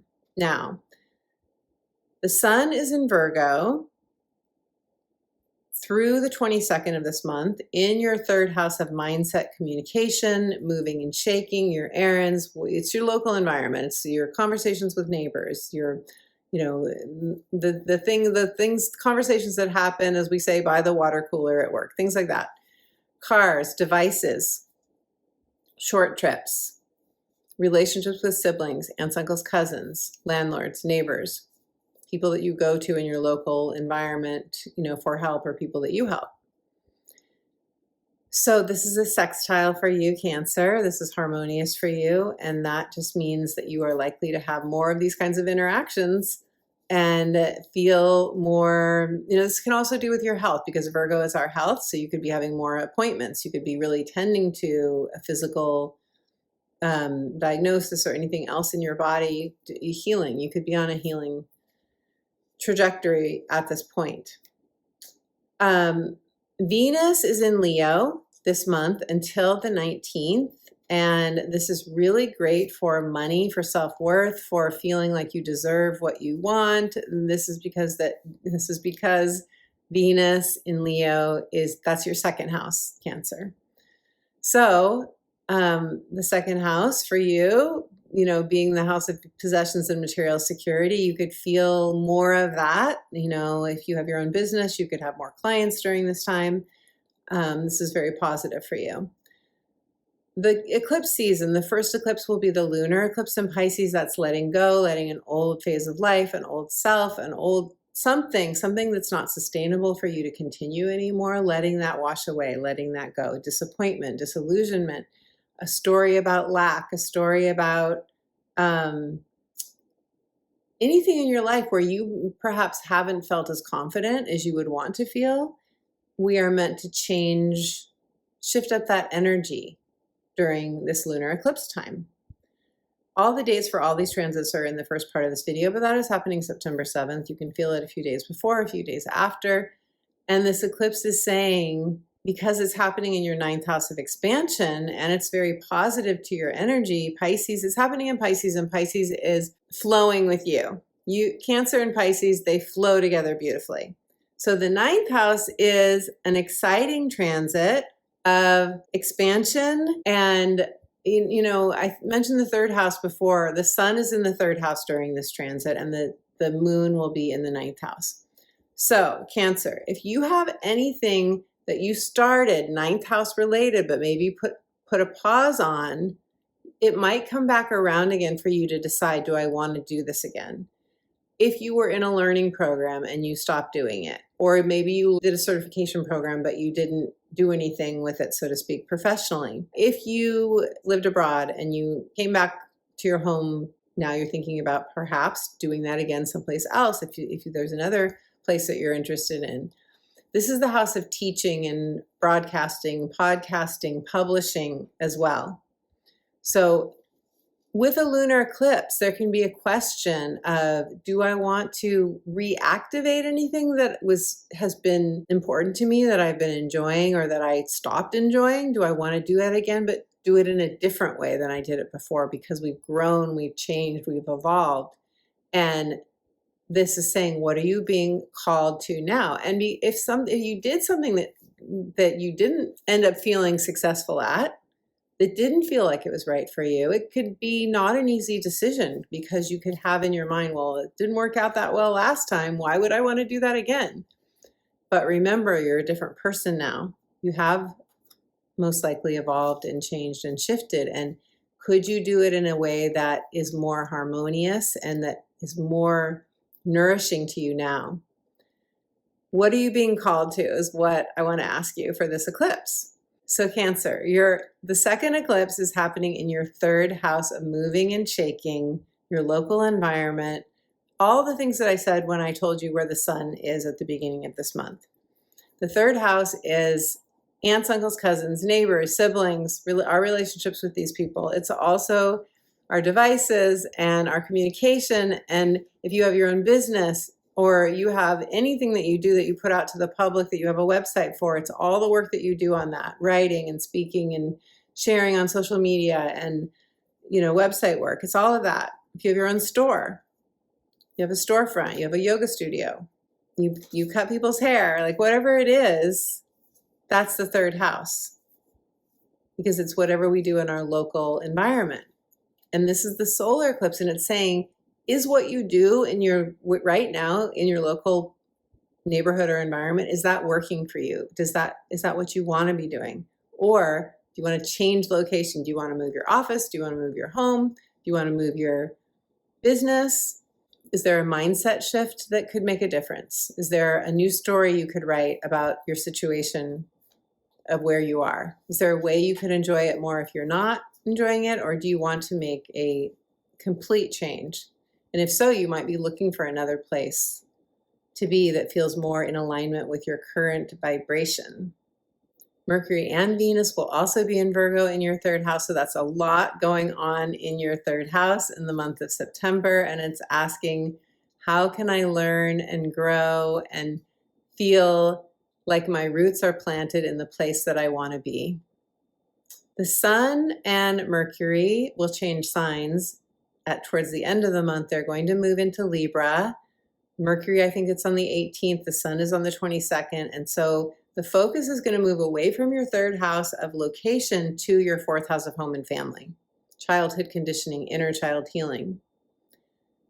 You could have decided, because the third house is often, it's our mind, the workings of our mind and our thinking. You could have decided, I want to move to a different place. And then the Sun and Mercury move into your fourth house. And then it's like, now I'm going to talk about, think about, have conversations to do with where I want to live, or what do I want to do with my home to make it feel more of a goddess or god Cancer kind of energy sanctuary, because Cancers love and their homes, and it's very important to them to beautify. Why? As a Cancer rising, Cancer moon, I always have flowers.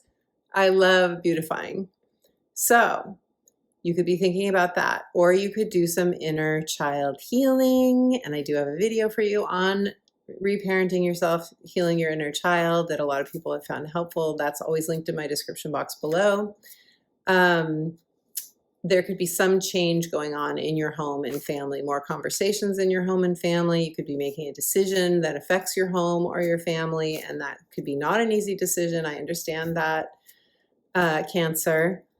But all of these transits are supporting you to really listen to your heart and not make any big sacrifices for other people, which I know is so hard for Cancer people, because we are so devoted, generally speaking, to home and family members and all of that. And this transit really is saying we have to be really honest with ourselves about whether we're making a decision to stay, to be dutiful or responsible to someone else because we feel everyone's feelings and we don't want to let anyone down. But we're not meant to make decisions based on that. Obviously, if you have small children, people who truly do depend on you for their home, shelter, and so on, that's a different story. Uranus is going to retrograde in your 12th house. You do have Uranus moving through your 12th house right now, and that is the subconscious mind. That is our dreams at night and, you know, our mystical selves, the ethereal realms. It's a very powerful place to have a Uranus transit. Leave me a comment, Cancer. Let me know if you're having some really intense dreams. I'm definitely having that, but also Uranus is conjunct my Venus, so there's that. But you could really be getting some real epiphanies, and that's great. That's what helps us to see the light, right? And make the changes that we want to make, the positive changes that we want to have. Mars will move into Scorpio. This is the last thing, and then we're going to pull a card. Mars will move into Scorpio, which trines your energy. It's very passionate. It's in your 5th house of love, romance, children, and creativity. Mars through this house. If you're single, or if you're married and you want to breathe new passion into your relationship, that's very positive. Mars in Scorpio is very positive for that. If you're single, attracting a partner when Mars is in your 5th house, the energy is ignited and supported for that. If you aren't online dating, which is not my favorite thing to do by any means, but some of you may decide you want to do online dating, give it another try perhaps if you've done it and you didn't like it, or you let things evolve organically, but then you have to get out there, right, Cancer? I'm talking to me as well as you. It's not just romance here, Mars and Scorpio. It could be a creative project that you feel a lot of passion toward. It could be time spent with children, whether they're your own or other people's or grandchildren. The lovely trine to your energy, I think, is going to, if you have felt a little bit emotionally down or just not like all of those wild woman juices flowing through you, you know, that divine feminine flowing through you. If you haven't felt that, then you might really feel that with Mars and Scorpio. So I love that. It's going to make a square to Pluto in Aquarius. So that's going to happen too. But just know that boundaries, boundaries, boundaries, taking back your power, moving through any dark fears that come up, processing them emotionally. That's what a Mars square Pluto wants us to do, and not to get into any intense conflicts with anybody, but to process our emotions first. Okay, Cancer, let's pull your card. I've been shuffling while I've been talking. Let's see what the cards have to say for Cancer. Your card is stepping into your power. You are strong beyond measure. Mars and Scorpio helps us to step into our power. You know, even Mars before that, because, you know, stepping into, that's a physical metaphor, right? And that's Mars energy. Mars in Libra too, squaring your energy. We have to step into our power with any kind of conflict that goes on, or us saying yes to our heart. Us saying, you know, I think a lot of Cancer people around this time may be feeling like, I have to do something that other people aren't going to like. I have to set a boundary that other people may push back on. But Cancer, that is what you're meant to do right now. So if you are ready to claim your power, your strength, you are strong beyond measure, and you want to claim it in the comments below, let us know. I'd love to hear. Gemini. Hello, beautiful Gemini. I have my natal sun in Gemini. And this month for you, the first word I have for you is ignited.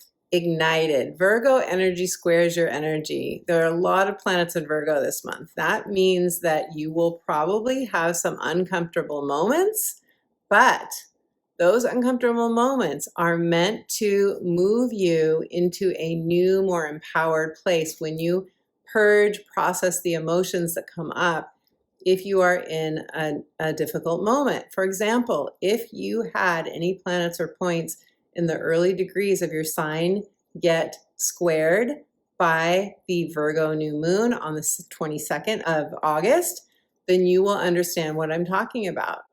But this month of September is saying it's time for you to ascend. That's how we ascend, right? We don't, and when I say ascend, I mean go to another level of consciousness, evolve on a soul level, grow in strength and empowerment and courage. How do we do that? By uncomfortable moments, right? We don't do that by having everything that we desire set out on a buffet in front of us. We don't do it that way. So a new dream is calling you to ascend, Gemini. Now, the month begins with your ruling planet, Mercury, entering Virgo on September 2nd. It is going to square your energy like all Virgo energy squares your energy. So this is an example of when Mercury does activate any planets or points in your chart. You know, it can feel uncomfortable, but it's brief and you ascend through it. And of course, I'm not talking about spiritual bypass. It's sometimes we can change our perspective. We can see things from a different light, and that can be enough of a shift. But oftentimes, in my experience, it's also an inner going in and attending to the child inside of you. I have a video for you on inner child healing that is linked in my description box below for all of my videos that you can check out if you want. And I also have a bunch of meditations on my YouTube channel, as well as one you can download if you would like to receive the divine loving energy from spirit, from your own higher self during this month of September. The sun will be in your 4th house for much of this month until the 22nd. So what does this mean? Your focus will likely be on home and family, Gemini. Are you wanting to move? Are you wanting to change your home situation? Are you questioning whether you're living in a place that feels like your place? Do you feel a sense of belonging? Do you feel rooted where you are? A lot of Geminis don't. A lot of Geminis are looking for their place. They want to move. Doesn't necessarily mean you know where you're moving, but this eclipse season, which I'll talk about in a moment, is helping us to realize if we can no longer stay where we are. There may be some inner child healing involved, some ancestral healing the mother line possibly, that you may be doing during this time to free yourself to move to a different place, to be open to that, or to receive energy, to receive inspiration from the divine. And of course, the divine speaks to us in so many different ways, to receive guidance, inspiration, ideas. Gemini, you are a great researcher. You are fabulous at finding the information you need. So you just need that inspiration, that nudge, right? Look here, call this person, watch that video, and so forth, and then you gather it all. That's a superpower of Gemini. Eclipse season is happening on your 4th and 10th house axis. So home and family, career, legacy, life purpose expressed, vocation, passion, how you want to spend your time. Retirement or semi-retirement for some of you. This is the axis on which change is happening for you. You could feel change happening in both areas of your life. You could want to make a change in how you spend your time or how you do your work, what you do for work. You could want a change there. You could want a change in your home, or both. And this first eclipse is lunar, which means something is releasing, something is being let go of, something is being illuminated. You could have a big aha moment, revelation, and so forth around this time of this lunar eclipse. This is going to help you to ascend into a new higher vibration, which then makes you more of a match for what is most true to your heart and soul. So don't be surprised if you don't know yet. Maybe there's another level of ascension, of vibration shifting for you that needs to happen before the divine can line up something else for you. That's possible. Gemini. The second eclipse will be a solar eclipse, and that's a new vision, a new beginning, a clean slate. You know, the lunar, we clear away, we make space, and then we have room, and often we've shifted a belief or something in our mindset that now we're open to something else. And that solar eclipse happens in your 4th house of home and family. So that could be when you do get inspiration on if you want to move. Not all Geminis will want to move. So maybe you're getting inspiration on something you want to do in your home life. Maybe you're getting inspiration on something that will make you feel more rooted. Some of you could research your ancestral line. Some of you could want to get in touch with a family member maybe that you've never been in. Some of you could travel to a country that is associated with your roots. But during this transit, you could have feel a very strong desire to get more connected to your own, to feel more of a sense of belonging, whatever that means for you. Yeah, that's different for everyone. Or maybe there's something that happens within your own family, whether it's family of origin or the family that you've created, that creating a vision for What is my vision for home and family? What's my vision for harmony? What's my vision for feeling secure and safe in my life and all my emotional needs being met? That is the 4th house. The Sun and Mercury are going to enter Libra as the month moves on. For the Sun, it's the 22nd. For Mercury, I believe it's the 18th. And the Sun and Mercury will be in your 5th house of creativity, love, romance, and children. If you've watched my videos before, you know I love 5th house energy. It's so lovely. It's fun. It's nourishing to our hearts. It is the heart energy, the 5th house.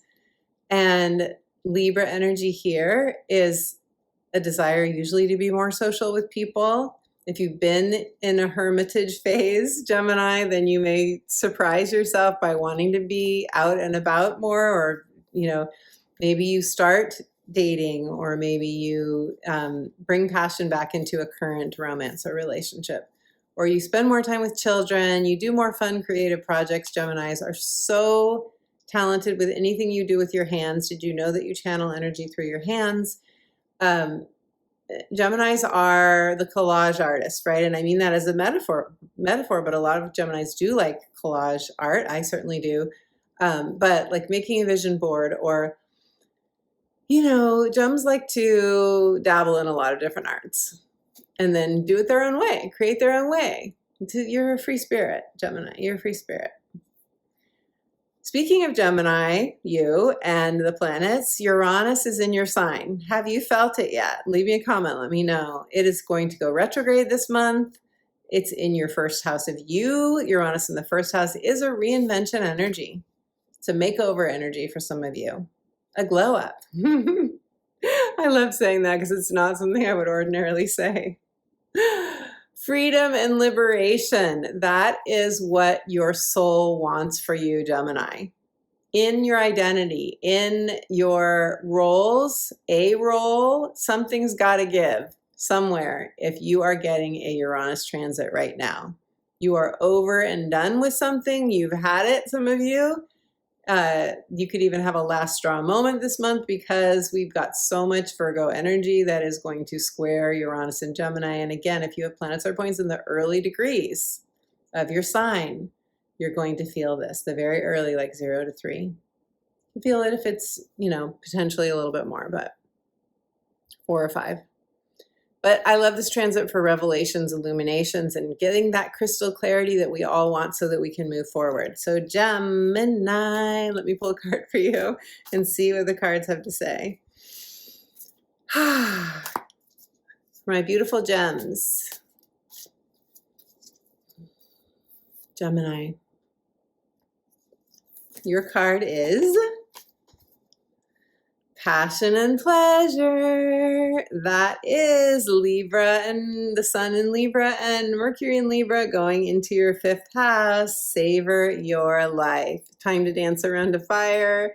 Time to just dance in your living room, to sing, to play. Here's the full moon, so it could be around that lunar eclipse time, but you get what this is saying. Savor your life. And this brings up gratitude and just the, like when you sit down to eat.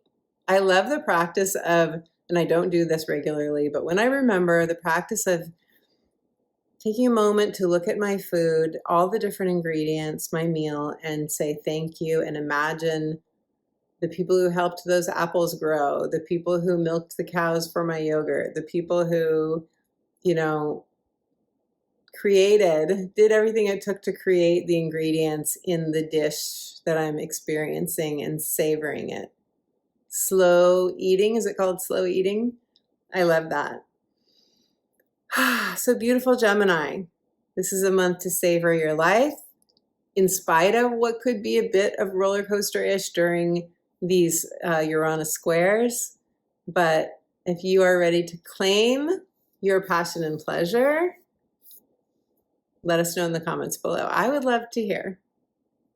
Taurus. Hello, beautiful Taurus. Taurus, you are going to experience the month of September in this way. I believe that you're going to have an activation of a new vision in love, creative expression, romance, something that really lights you up. I believe as well that you may go through a career or passion kind of revitalization there's a transformation in your career that some of you might experience, but it could be simply a renewal, a revitalization of your daily routine, your daily, how you do your schedule and all of that. There's something here that is supporting you to take back your power when it comes to how you do your days. And that could also be, how you eat, how you exercise, and, whether you feel like you have the breathing room in your daily routine that is nurturing for you. So Venus, your ruler, Taurus, is going to be in Leo until the 19th in your 4th house of home, family, roots, and childhood conditioning.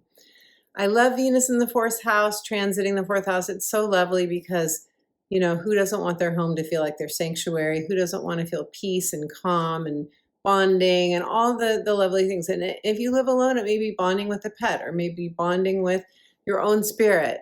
But a 4th house Venus transit is usually very sweet, and you could be really beautifying your home environment with this transit. It does square your energy, but everyone's 4th house squares their 1st house energy. So really what a square means is that we're taking action.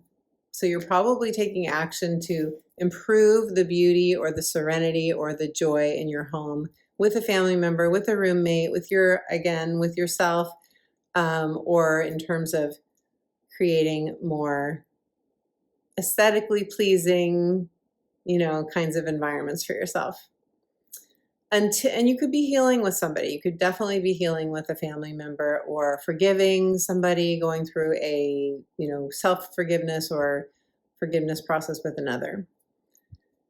On the 21st, the sun will be in Virgo in your 5th house.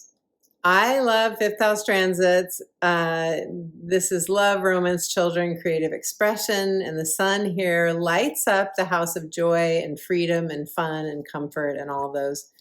The deliciousness of life, that's the 5th house. And you get a trine, so the energy just is the wind at your back. It's very, very flowing. It's quite lovely for you. And the other thing is eclipse season happening this month also harmonizes with your energy.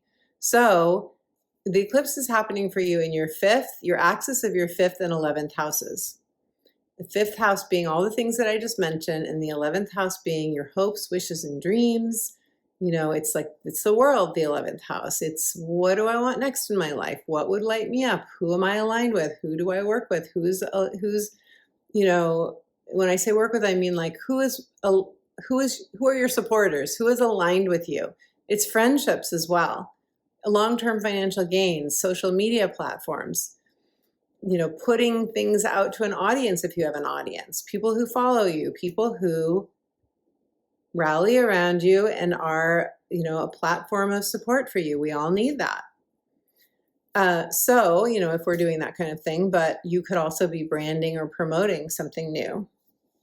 So, the actual eclipse in Pisces is happening in the 11th house that I just described. And this means that an old dream or an old way of doing something, like the old way you promoted your work, or, it's a chapter that's ending in our lives. And it is very harmonious to you. You get a sextile. So it does tend to come through a sextile as an opportunity or a new solution, a new way of doing something, a workaround. We have to take the initiative, but you could be like letting go of friendships. You could be saying yes to new friendships that are more in alignment with your vibration. You could be changing, whatever is leading to a long-term financial goal for you. You could be changing that up in some way, or just asking yourself the question of what would fulfill me most now. On the 19th, Venus will move into your 5th house, so that now you're going to have both the sun and Venus there, which is really lovely, at least until the sun moves into Libra, which is going to be on the 22nd. But before that, we have a solar eclipse in Virgo. That is the eclipse that is the new vision, the new beginning, the fresh, clean slate. Very supportive for you. Again, it trines your energy. That is the most harmonious aspect you can get from an astrology transit. And it is lighting up your house of fun, pleasure, creativity, true love, children. So this is saying, what do you want in these areas of your life? Some of you are more focused on your creativity, and others of you are focused on love, and others of you are just like, I need to have more fun, or I need to like spend more time with my kids or my grandchildren, or, you know, if you work with children, making that more enjoyable. This transit is calling you back into an expression of your own inner child. It's the house of inner child delight as well. So it's saying, have you given yourself enough time for love and playfulness? It was like 3 words trying to come out of the same mouth at the same time. Love, playfulness, romance, delight, whatever would light up your inner child, Taurus. Thank you for giving me an opportunity to laugh. I needed that. So after that eclipse, the sun will move into Libra, and your focus will shift to your 6th house of your physical body, your routines, your how you eat, how you exercise, the things that bring you optimal health and wellness, your daily work, your rhythms, structures, how you do your days. The sun will be there, and it will be saying, you will be thinking about these things during that time. Additionally, Mercury is going to move into Libra, and that means that when the sun and Mercury are there, we are really focused on these areas because Mercury is our thinking. And that happens within a few days of each other. Then Mars, which is our mojo and our drive and the part of us that wants to take action, our quote unquote masculine energy, that will move into Scorpio. And when Mars moves into Scorpio, that's your opposite sign. So it will be in your 7th house of partnerships. And that's bringing drive and desire to those 2 partnerships, whether they are in business or romantic. So it's like we're getting in gear. We're in the car. We started the engine and we're like, okay, where do I want to go with my partnerships? And if you're not in any partnership in that sense, it could be your own partnership with your soul. But Mars and Scorpio, since it's opposite you, could be you cutting ties to a relationship, a business partnership, or other people cutting ties to you. And Mars, while it's here, I mean, I do love Mars and Scorpio because there's so much passion there. And I'm guessing that because it's your opposite sign, you have a lot of Scorpio people in your life as well, and that you feel that passion. But it's going to square Pluto in Aquarius, Pluto retrograde in Aquarius in your 10th house of career. So when Mars squares Pluto, that's taking you back to your career, your life purpose, your passion, your vocation, how you want to spend your time, and asking you to draw a line, to draw a boundary perhaps with someone or within yourself, or, you know, it can bring up a question mark. It can bring up a decision. It can bring up a place where you have to take your power back. You could feel like you get a revelation. Pluto reveals the truth. The writing is on the wall. And, you know, again, it's your 7th and your 10th house. So it involves other people or an other person and your identity and sense of, you know, how you want to spend your time in your life, whether it's career or legacy or retirement or semi-retirement. And fears often come up with these kinds of transits that we're meant to move through and allow that energy to transform so that we can transform. That's a Pluto transit. So, beautiful Taurus. Let us see. I've been shuffling. Shuffle for another minute here, and we'll see what the cards have to say. A card fell out, tipped over. Let's see what this is. This is your card. It says, go slow and take your time. What a great card for you, Taurus. Interesting to look at the other message, fogged in. Do you feel fogged in? You know, the fog is very Piscean, and we have the North Node's in Pisces. We're going to have a lunar eclipse in Pisces. This Pisces-Virgo axis is very much getting activated. So you may get clarity during this transit. You're getting a permission slip to go slow and take your time. But also, if you look at this card, there's a lot of exotic vibes in this card, right? They're clearly in another territory completely. So maybe you're ready to move into another territory. Most of us are, but you're not quite sure what to choose, where you want to be. But this mandala on the sail here is reminding you that you are whole and complete. There's nothing that's missing, and that if you go slow and take your time, You will receive the clarity you need. Don't try to do it alone. Let the other Oars people in your life help you out. Taurus, if anything I shared resonates and you want to share in the comments, I would love to hear. Aries. Hello, beautiful Aries. Aries, I have my Mars in Aries, so I very much relate to you on a regular basis. This month of September for you, you are clearing the past, you are clearing karma, you are closing out a karmic soul cycle, which could show up in a relationship or in anything that you do with your time and energy. And you are visioning your ideal work, your daily rhythm or lifestyle. Because you're ruled by Mars, and Mars will be in your opposing sign of Libra until the 22nd, you could experience or have already experienced, even part of August, some conflict in relationship. You could have cut ties to people, you could have gotten clarity, you could realize that you are on different timelines and you are sailing apart into new waters, respectively. Also, as the month opens, the Sun in Virgo will be in your 6th house of daily work, lifestyle, wellness, and health. Wherever the Sun is often where we are focused, where we are meant to shine our light. And the focus of your eclipse season as well is going to be the 6th house of everything that I just mentioned, and the 12th house. And so this is the wellness axis, Aries. The 12th house, our mystical realm, our divine connection, our subconscious mind, imagining what we want to create and then bringing it into form in the 6th house. Those are the areas of your life that are going to be activated during this eclipse season. So the first eclipse is the lunar eclipse in Pisces. It's happening in your 12th house, a very mystical, magical place that we often get big awarenesses, especially during a lunar eclipse, because lunar eclipses, they shed light on something, they illuminate something, and they usually bring about some sort of ending or culmination or fruition or manifestation. But like I said in your headline, there's a closure of a karmic soul contract or soul cycle, and Saturn retrograding in the same house for you, it's saying the same thing.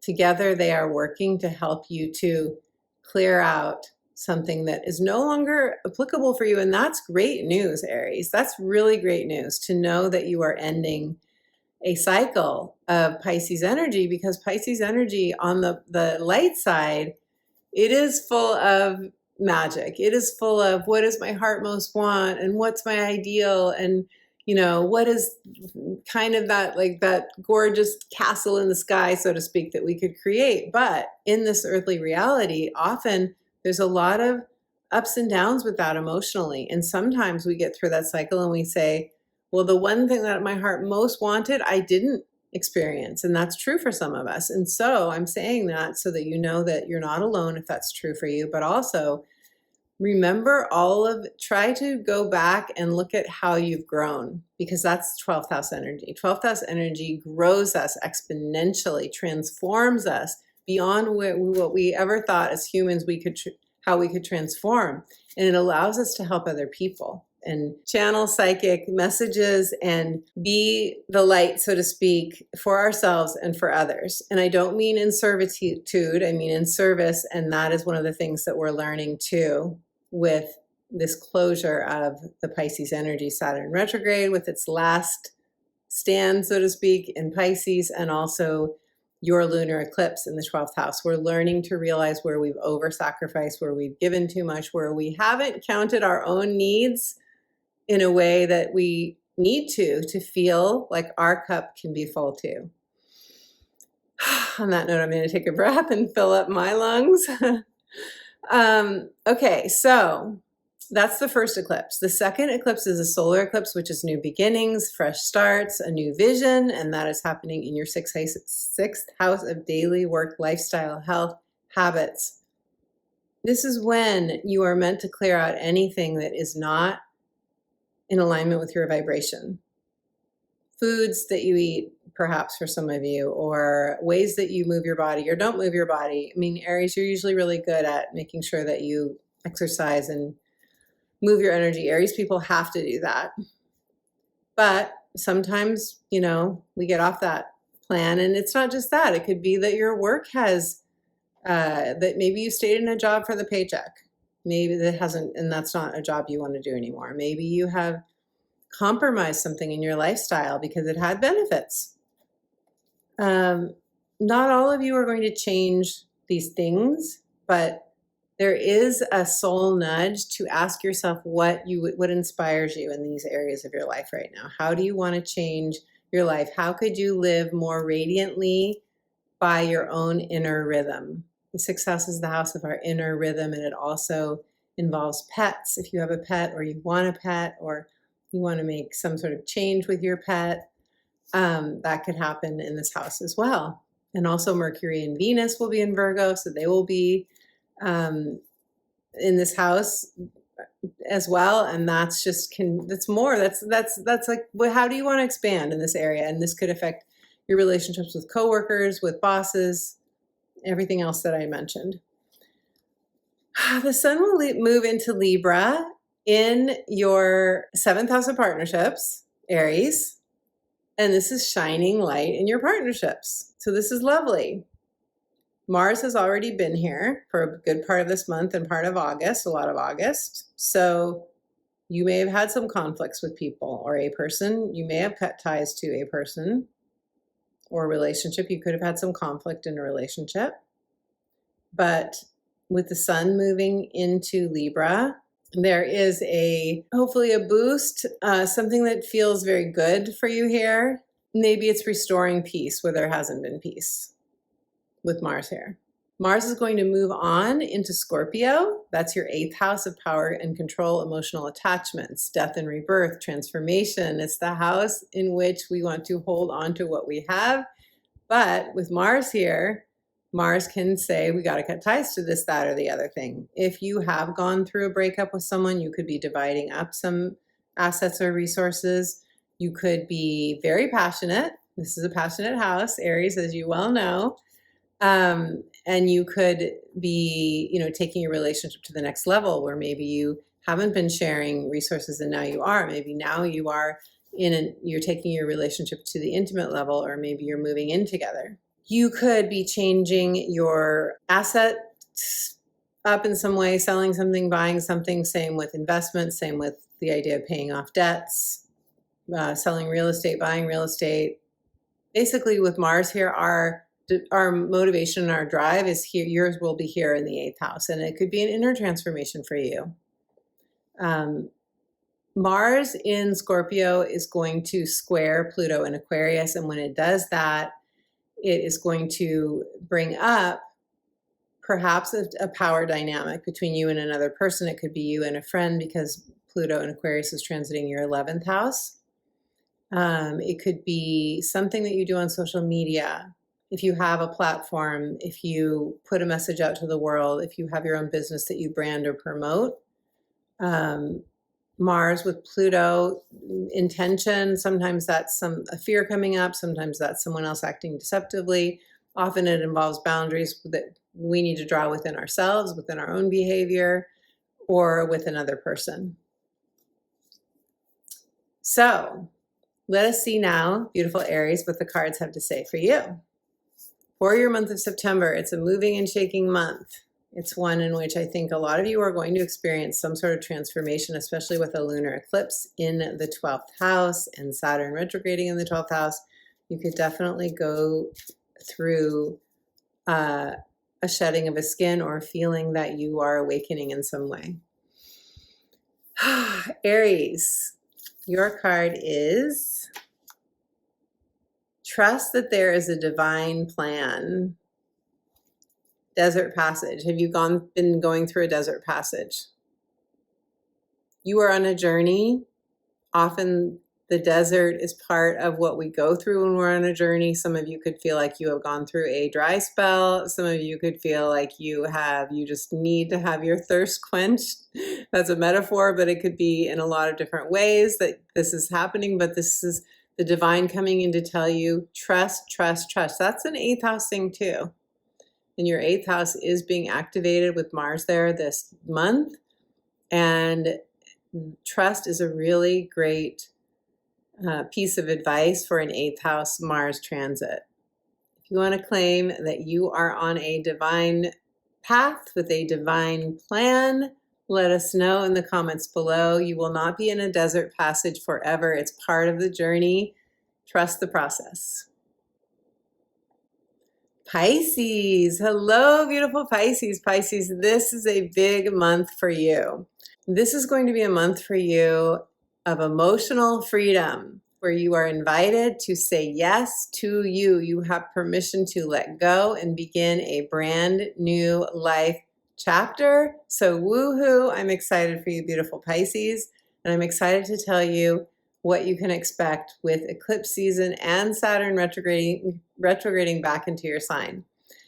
When the month begins, the sun is in Virgo. It's in your 7th house of partnerships. It's been there part of August as well. I'm sure that you have felt that.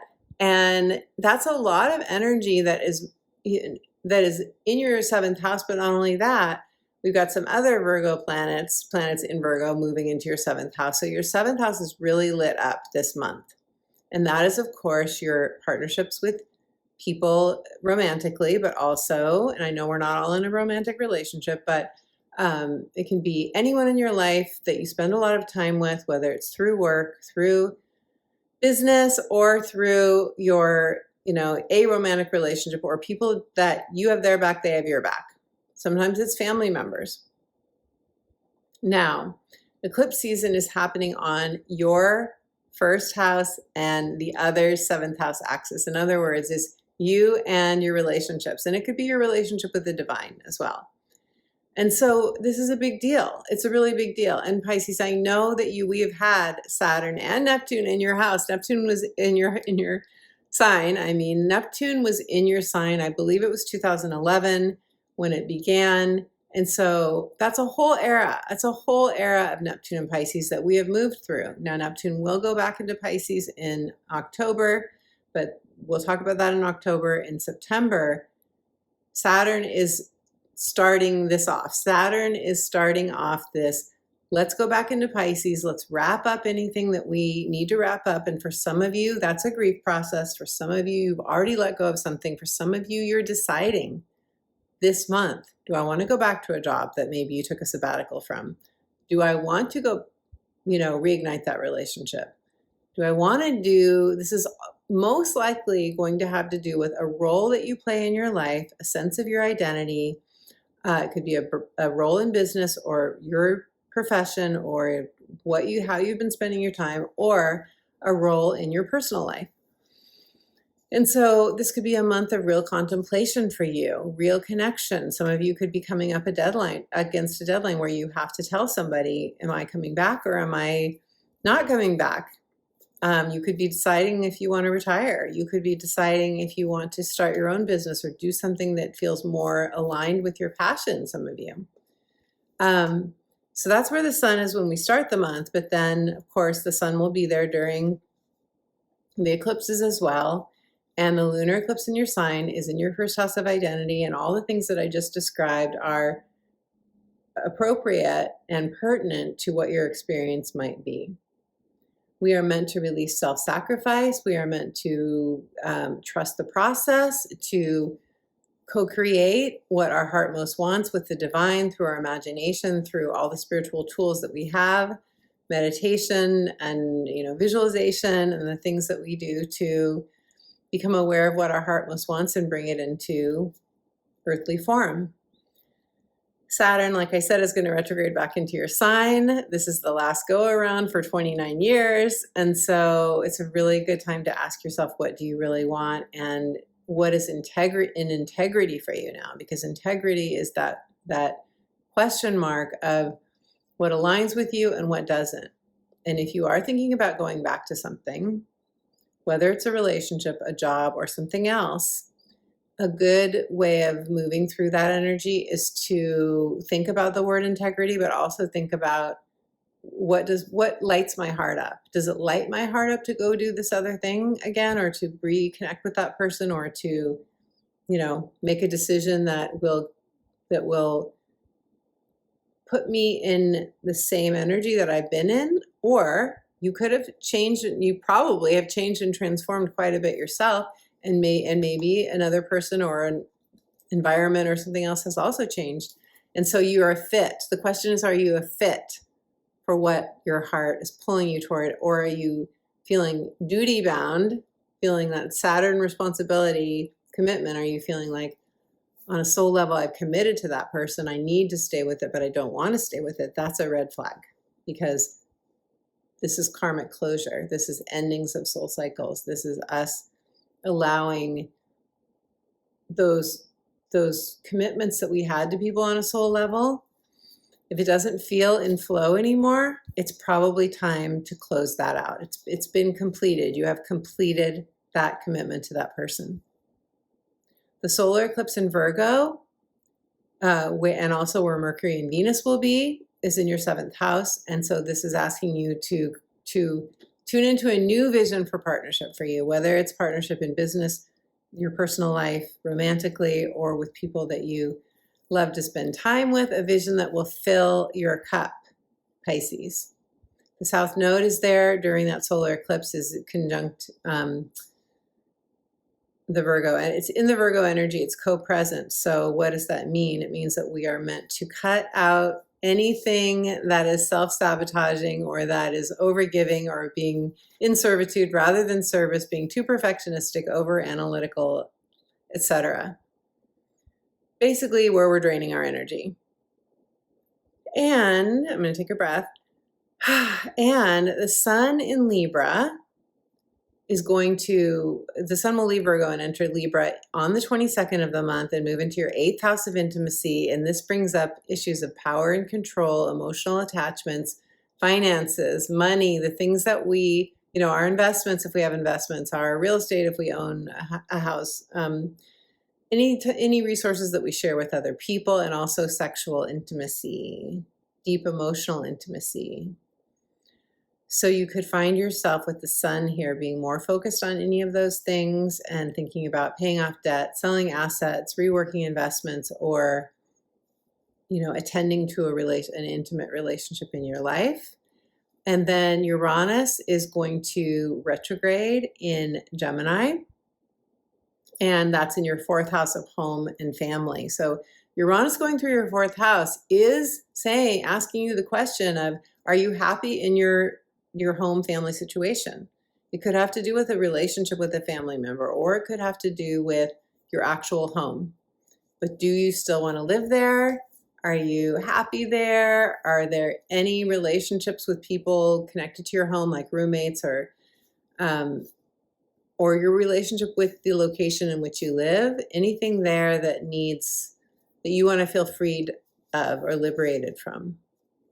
So don't be surprised if you get an illumination this month. And Pisces, this energy, Uranus and Gemini, squares your energy. So if you do have any planets or points in the very early degrees of your sign, 0 to 3, 0 to 4 perhaps, you will feel most likely the Uranus squares that happen with the various planets in Virgo this month.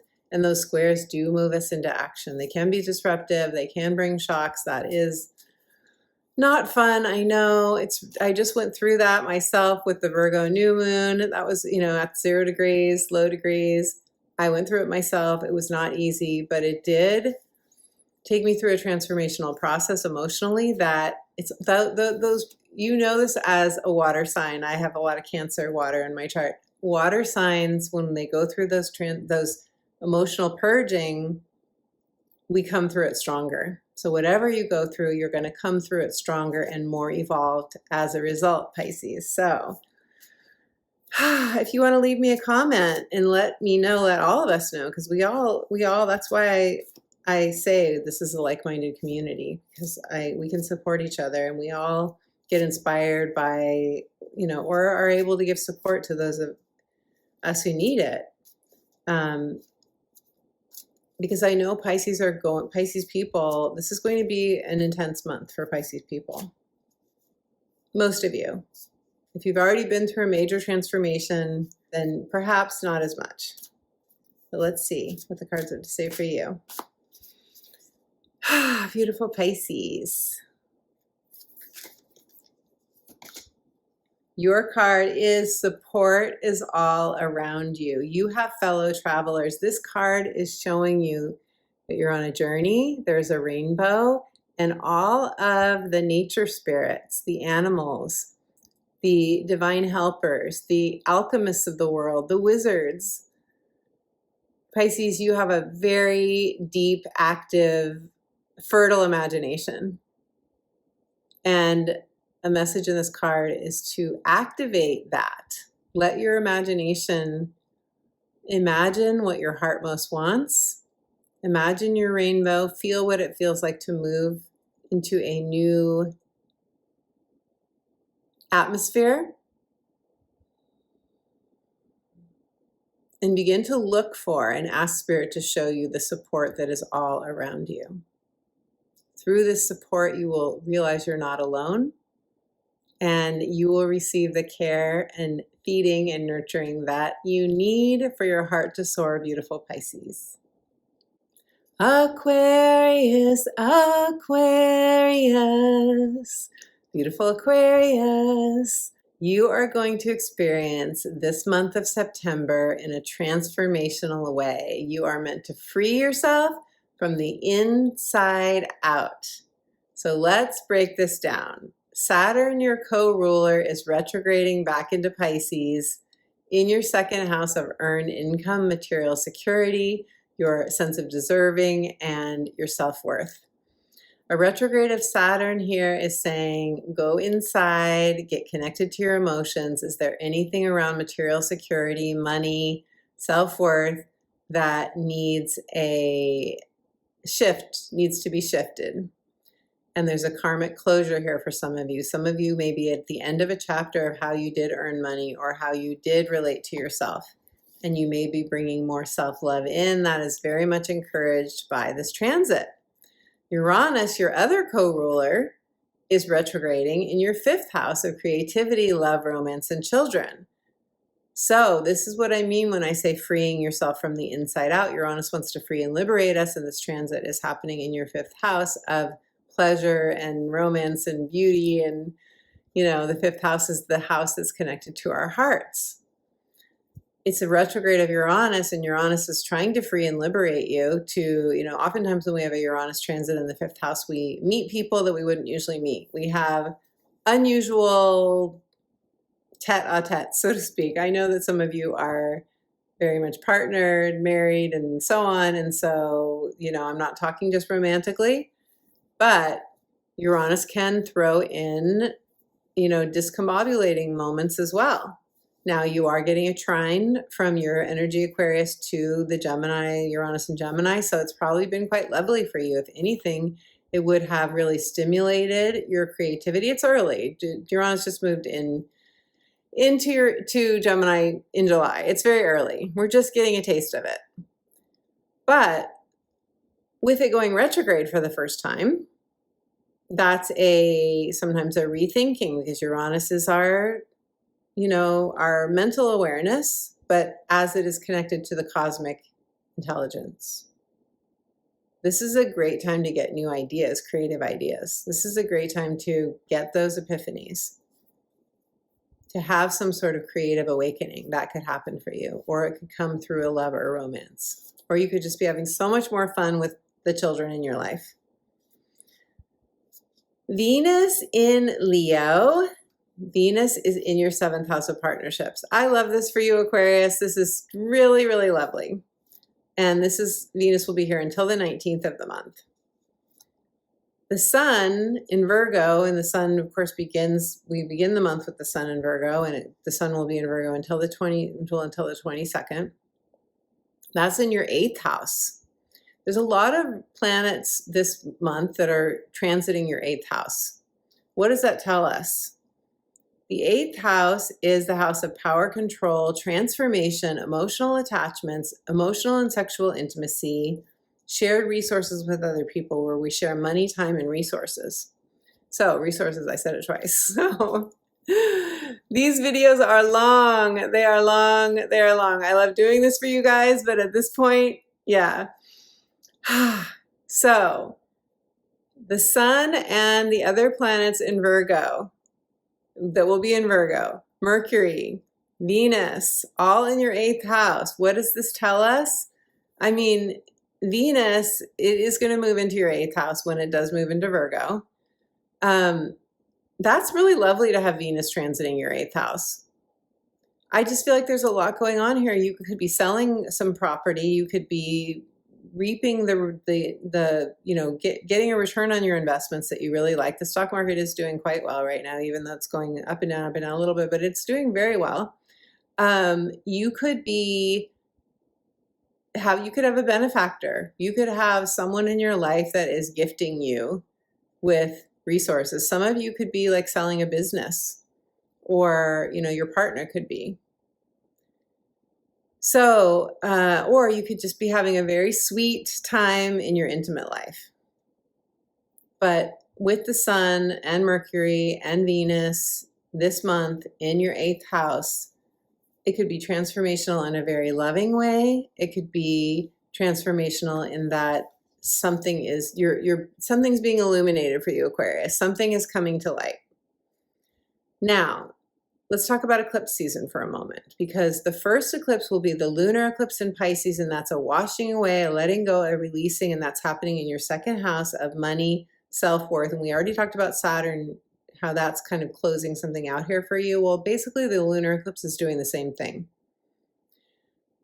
Releasing a way that you have made money, an amount of money you made because you want to make more money, some of you, or maybe there's a culmination, there's a peak experience, a peak moment of earning or of self-worth or of a manifestation that is bringing you more material security. It can go either way with a lunar eclipse.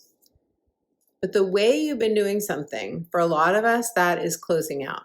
Something is not sustainable anymore or has been unsustainable, and maybe you've already closed that out. Maybe you've already received your karmic closure.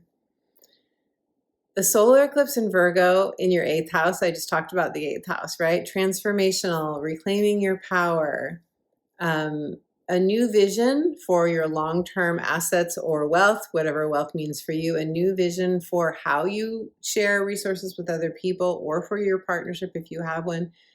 It can be business partners, it can be a romantic partnership in which there's a level of emotional intimacy or closeness when we have an 8th house relationship.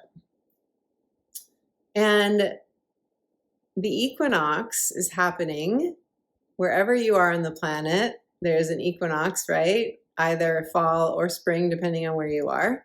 That's happening. Actually, that's the solar eclipse, which is really cool. Well, it's the solar eclipse, and the next day is the energy of it. The sun will move into Libra, Aquarius, on the 22nd, on that equinox day, basically. And it's going into your 9th house of expansion. So how cool is it to have an equinox moment? An equinox is always a portal energy. It's always a turning point. It's always where we're being asked, what do we want next? And we're kind of moving through this consciousness it's a higher consciousness that's raising us up to the next level of what we want to experience in this, what we want to do, be, or have, or experience in this lifetime. And it's your 9th house of, what's my dream next? What do I want to do? How do I want to expand my life? Long distance travel for some of you, taking a course, teaching a course, doing a podcast. It's a learning and growth axis, and you could be experiencing this. It's a quest for some of you, a spiritual quest where you're seeking. Adventure will be calling you. Adventure will be calling you with the sun moving into your 9th house on the equinox. Very cool. And that trines your energy, so you're getting a lovely wind at your back. It's very, very supportive. And then Mars will move into Scorpio in your 10th house of career. It squares your energy, so you're going to be feeling this. Most of you will feel this sense of what change do I need to make? How do I want to spend my time? What's my passion now? Do you want to move out of a profession or job into a vocation, something that really lights up your heart? Do you want to start a new business? Are you making a house move? Because Mars will be opposite your 4th house of home and family. So you could be ending where you live. You could be changing where you live. You could be ending a career. You could be changing the way you spend your time. And Mars will activate that. And not only this, but Mars and Scorpio will square Pluto in your first house, transiting your first house, Pluto in your sign. And so it could be triggering for you a sense of a new role. I want a new identity. You could feel like an old identity is unraveling. You're stepping away from a role. You're losing a title. And I don't mean losing as in emotional loss. I mean, you are letting go of it. Some of you, not all of you, but you could be definitely in the process of making an important career decision or a partnership decision, setting boundaries at a crossroads, moving through some sort of conflict. And that's where, of course, you're always encouraged, especially with a Pluto transit, to reclaim your power, Aquarius. So now let us see what the cards have to say for you for this very transformational month of September, Aquarius.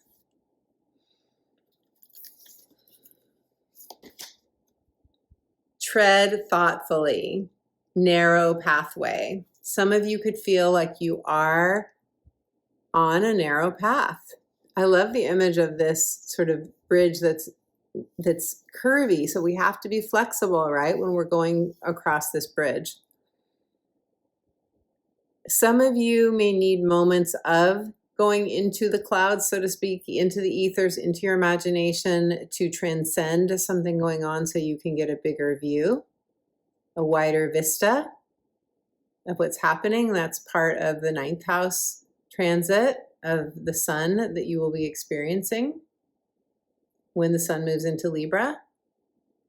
You could feel like right now you don't have a lot of room to navigate, but it's happening this way for a reason. You are meant to tread thoughtfully on this narrow path. It won't be like this forever, Aquarius. If anything in this card or this horoscope for the month of September resonates for you and you want to share in the comments, let us know. I would love to hear. Capricorn. Hello, beautiful Capricorn. Capricorn. This month, my overview for you is expansion is calling you. Prepare to become new again. Prepare to become new again. Coming out of the chrysalis as the butterfly for some of you. Your ruling planet, Saturn, is retrograding back into Pisces. And so you may revisit something in 3rd house matters. I call this the house of moving and shaking. This can have to do with your communication, your mindset, your inner narrative. This is also the house of siblings, aunts, uncles, cousins, neighbors. So it can have you focused on your local environment, but also if you do any sort of freelance work or you're an independent contractor, if in any way you are in charge of your own work and people that you talk to and network with and all of this, that can come back up for you as well, because in the 3rd house, this is where we sign contracts, and some contracts are in the 3rd house, especially with when they have to do with our local environment. But also, these are the meetup groups, that we attend, or the conversations we have about our everyday environment, but also websites, classes that we might take or learn, or like what you've been learning. A lot of you have been learning quite a bit here in some area. It could be astrology. It could be something else. With Saturn retrograding back here, it's saying, is there something that you are completely done with that's over? For example, if you had a website and now you're like, that just doesn't fit me anymore. I don't want that anymore. Or maybe you're revamping it. Maybe you're fine tuning it, or maybe you're starting from scratch. Maybe you're coming up with a quote unquote marketing plan. I feel like those words are so outdated already, right? Some promotional plan, some way to brand your work, whatever your future vision of your work is. Some of you need to change your mindset first, though. If you're looking at your limitations rather than what's possible for you, this transit of Saturn is saying we have to go back and change how we're thinking about this. We have to adjust our thinking. We have to have a new story of success, or otherwise, how can success find us? We have to be a match for what we want to co-create, right? And, with Saturn retrograding back here too, this can be as mundane as something to do with a short trip that you're taking, or, getting a new car, or selling a car, or a device as well, anything electronic. Now, eclipse season is happening for you on your 3rd and 9th house axis. And there's a lot going on for you in your ninth house, because not only is the sun here most of the month, but also Mercury and Venus are in Virgo for a good part of the month. So what does this mean? It means that there's a lot of action here. Your ninth house is where you're meant to expand. Speaking, publishing, long distance travel. You could be planning a trip. You could be learning a new language. You could be really into astrology. You could be getting an astrology reading. You could be thinking about something that you want to learn, or you could be very much in your spiritual mindset, like a quest, a seeking, again, learning, expanding. You are meant to experience new scenery this month, whether it's in your mind, whether it's actual scenery. You are meant to expand, period, Capricorn. That is what this month wants to help you do. And for some of us, that is seeing new things, taking a trip. For others of us, it is, beginning to put our own message out into the world, or we change a belief, we change a mindset. I already mentioned that, but the ninth house has to do with our beliefs about what's possible for us and what isn't. And what I love is that Capricorn, because you're earth energy, and Pisces and Virgo are water and earth as well, all of this eclipse season and these transits of the planets in Virgo, they all harmonize with you. All the Virgo energy trines you, and that's the best aspect that you can have. It's the wind in your sails, something in your lap, nothing much you have to do for it. Sextiles, yes, we do. With the Pisces energy for you, where the lunar eclipse is, for example, we do have to take some sort of action to receive that opportunity or get that epiphany that helps us to come up with a new solution. So the first eclipse for you is the lunar eclipse in Pisces. It's happening in your third house. I've already, I think, given a pretty good explanation of all the things that are involved with third house transits and what you could be releasing and letting go of, what I just discussed with Saturn retrograding back into your third house. The lunar eclipse is a final washing away, letting go, releasing, very much an ending of karmic soul contracts. So anything in your past, Capricorn, if there's anything that any relationship with somebody, for example, that's in your local environment or that involved your interactions in your neighborhood, or that had to do with your freelance work, anything like that connected to someone else, whether it's any kind of relationship, you are meant to do the releasing of any emotional burden, forgive the person or people, and move on from it emotionally. Forgive yourself as well. Deep compassion for you and the other. The solar eclipse in Virgo is the next eclipse, and that all of that forgiveness and compassion that I just mentioned, that's opening up space for the solar eclipse, which is a new vision, new beginning in your ninth house of higher learning, adventure, the things that we talked about before, long distance travel. What do you want to learn? What do you want to talk about? What belief are you shifting? Some of you could be leaving behind a religion and stepping into a new religion, or questioning some things that you were maybe brought up with that no longer apply to you. It's a new life direction, the solar eclipse. The ninth house is where do you want to sail off to? It can be metaphorically. It doesn't mean you're meant to move, but where do you want to experience the joy and the stimulation of a new beginning? It's meant to expand you. It has to expand you. Like I said, when I was talking about this Virgo energy earlier, for some of you, this will be teaching, podcasting, YouTube videos. For some of you, it will be sharing with others everything that you've learned. Maybe you're writing a book. Maybe you're publishing a book, writing a memoir, some of you. Remember that Mercury and Venus are going to be in this house as well. So that's a lot of energy for expansion and new vistas for you, new vistas. On the 22nd, around the equinox time, we're in the equinox portal. The sun moves into Libra. This is the cardinal air energy. It is meant to ignite our ambition, and it will ignite your ambition, potentially at least, Capricorn. It will ignite your ambition in your 10th house of career. The 10th house of career is your legacy, life purpose expressed. It's retirement or semi-retirement, or just how you want to be spending your time. It can be volunteer work. It's passion, it's vocation. And both the Sun and Mercury will be here towards the end of the month, the 18th and the 22nd, respectively. And so they are saying to you, asking you, what is your, what do you want to do next when it comes to how you want to spend your time? Very important, this transit. And Mars has already been here. So Mars has already been transiting through your 10th house and part of this month. And you could have found yourself in conflict with people because Mars squares your energy. Mars in Libra squares your energy. So you could have found like there was some conflict there. But hopefully if there was, it brought you clarity about what you need to do or experience to be true, stay true to you. And this is just coming in for me, so I'm going to say it. If some of you feel like you've been making a lot of compromises to please a significant other, then that could be up for review during this month as well. Uranus will retrograde in Gemini. It's only been in Gemini for a very short time. It's only gotten to 1 degree in some minutes, and it's going to start its retrograde. So we got a taste of it. We're getting a taste of it. And the retrograde is those disruptions, bumps in the road, shocks, and all of that, they tend to come from inside rather than outside. I hope that is the case during the retrograde.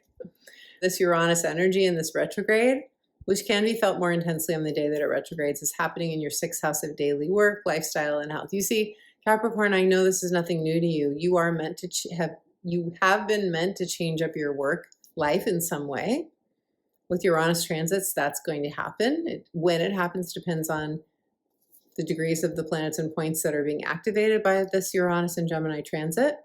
But it's in your 6th house of daily work, your lifestyle, your health on all levels. So some of you could have been working on a health issue or thinking about the lifestyle you want, changing your work environment, but you're meant to reinvent yourself in your daily work. And so Uranus retrograde in September could bring you a revelation, new information. You could be praying to Uranus. I like to tune into Uranus energy myself. I tune into it and I'm like, what does it feel like? What does the vibration of Uranus and Gemini feel like? And how is it freeing me? How is it supporting me to liberate myself? And because it's Gemini, and Geminis they love simpatico relationships with other people. It could be saying, are you getting enough support from others? Some of you are meant to team up with another. Some of you are meant to be spending more time or having more conversations with soul sisters and soul brothers. Okay, so Capricorn, let's pull a card for you now and see. Ooh, one flipped over. First light, beginning a new cycle. Yay. I love this for you. First light. You are the light, Capricorn. You are the first light. Some of you are the first people to step into a new chapter that will then inspire other people. But you see what's going on. You see the autumn leaves falling, and we are going into the fall equinox in the northern hemisphere. And at the same time, you see this bird with eggs about to hatch. And then winter is underneath. So if you feel like you've been in a winter, if you feel like the leaves of your old self are falling, know that there is new life with this bird and these eggs that is ready to break open for you. You are beginning a new cycle. If you want to claim this in the comments below, you are the first light, Capricorn. You are ruled by Saturn, and oftentimes Capricorns, if they're not the oldest child in their family, they are the ones that take on more responsibility, the ones that are sort of called on to, like, we can rely on you, Capricorns. So think of it as you are the first light. You are going to pave the way into a new direction that other people are going to follow or look up to you for. Beautiful Capricorn, if anything I shared resonates for you and you want to share in the comments below, let me know. I would love to hear. Sagittarius, Sagittarius, beautiful Sagittarius, Sag. You are meant during this month of September to release a karmic commitment that has been completed, to release it and close it out, something that you committed to do for another person, many of you, or a situation or a job, and you are activating a new vision for your career, your life purpose, or your passion. Your ruler, Jupiter, is still in the 8th house of shared resources, intimacy, assets, and clients. Jupiter is in Cancer, as I'm sure you know, and that may have brought you money from others. It could have brought you an inheritance or some sort of financial boost, or more clients, or you're getting financial support in some way, or support in terms of time, money, or resources, or maybe if you are, in some way, you are meant to be getting support with Jupiter here. Whether you felt that yet will depend on whether it has yet made any aspects, any activations of planets or points in your natal astrology chart.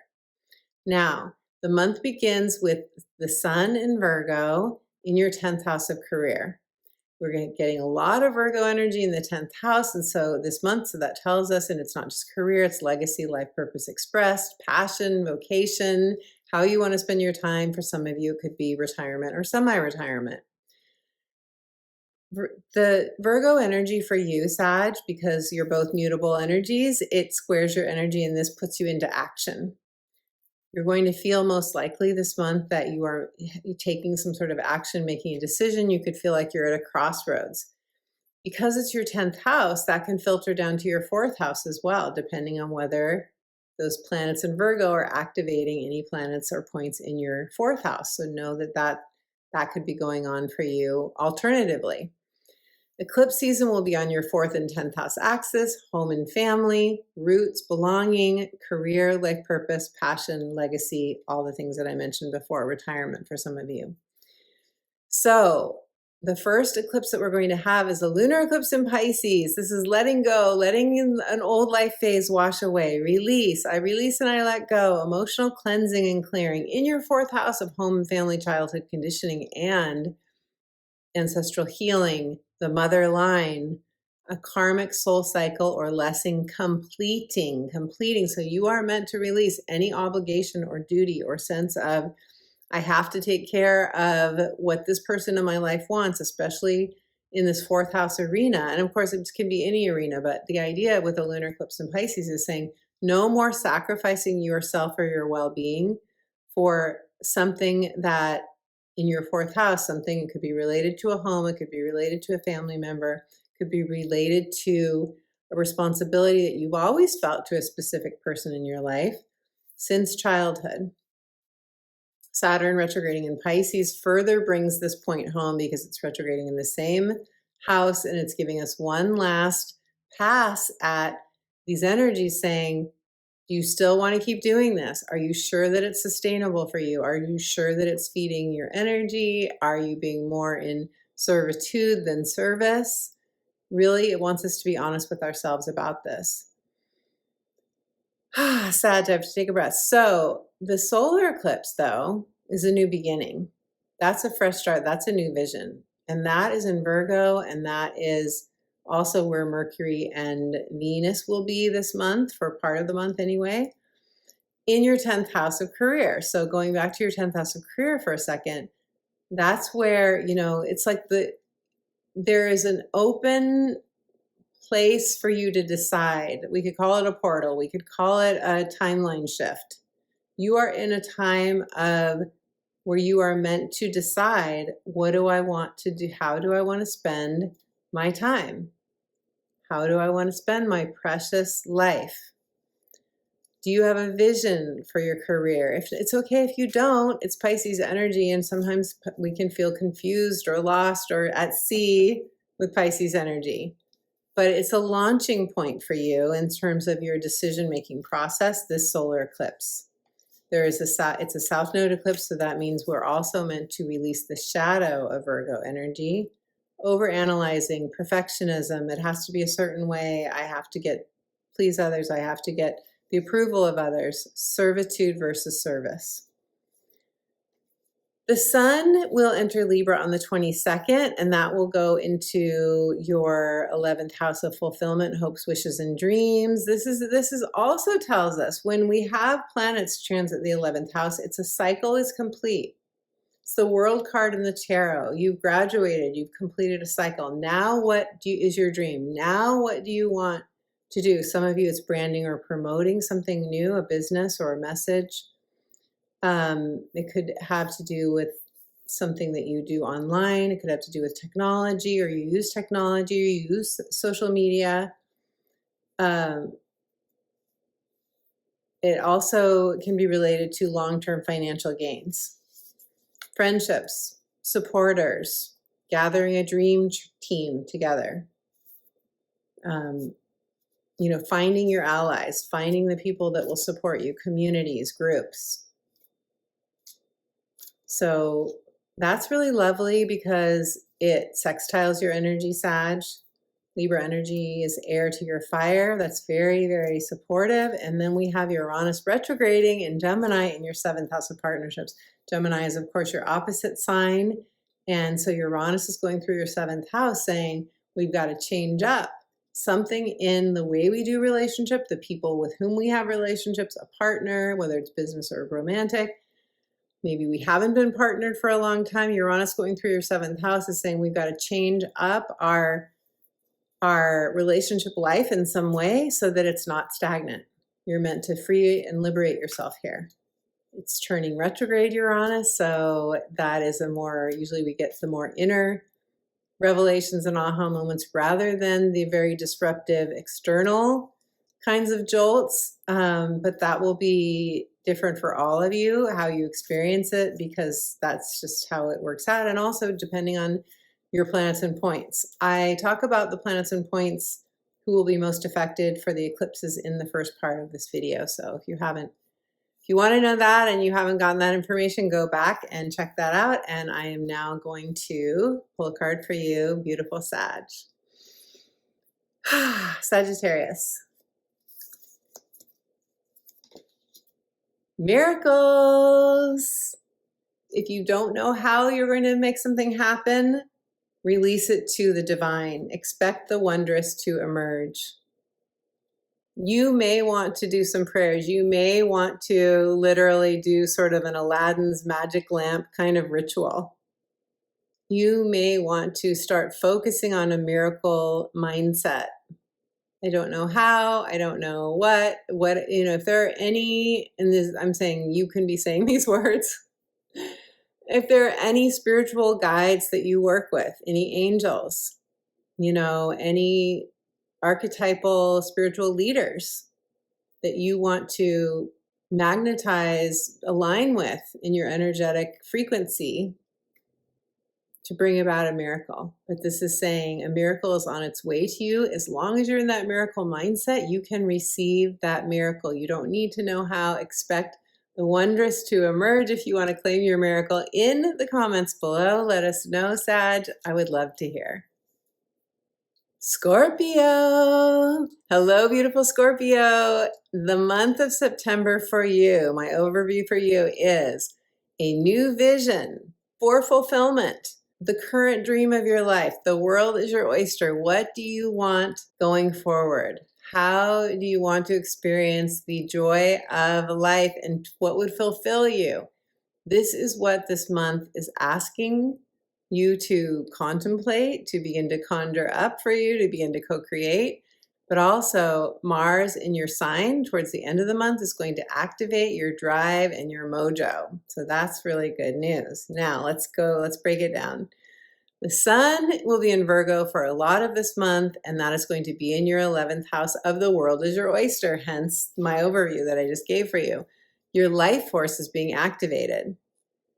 Often this can come from, we get inspired. It's the 11th house is where we're meant to take our inspiration and do something with it.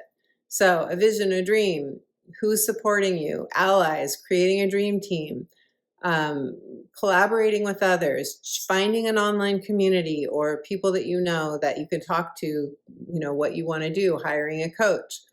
branding, promoting, getting your message out, long-term financial gains, friendships. These are all highlighted for you a lot of this month. And, you know, for some of you, this could be starting a social media platform like YouTube or doing a podcast or something where you are, again, broadcasting out to the world something that is very important to you or promoting it. Some of you could be starting a product line or something that you're selling, something that you're sharing and getting, you know, branding that, promoting that. Venus will be in Leo in your 10th house of career for much of the month until the 19th. And this is also for you, life purpose express, your legacy, retirement or semi-retirement, how you want to spend your time. Venus in Leo here is very supportive of career or passion or anything that you want to be doing, starting a new business, getting people on your side, getting people to join you, or just feeling very good in your work life and situation. Venus does square your energy, but you know, the Venus transit in the 10th house usually feels quite good, but squares, if it does activate any planets or points in your chart, you will probably feel like you need to take action, but maybe it's your up leveling. Maybe you're, you know, having to put some things into place to, you know, make something happen. The eclipse season for you, Scorpio, it harmonizes with you. It harmonizes with you. That's great news. It's on your 5th and 11th house axis, and the first lunar eclipse in Pisces will be in your 5th house of love, romance, children, creativity, delight, your inner child delight, comfort, joy, fun, freedom, adventures.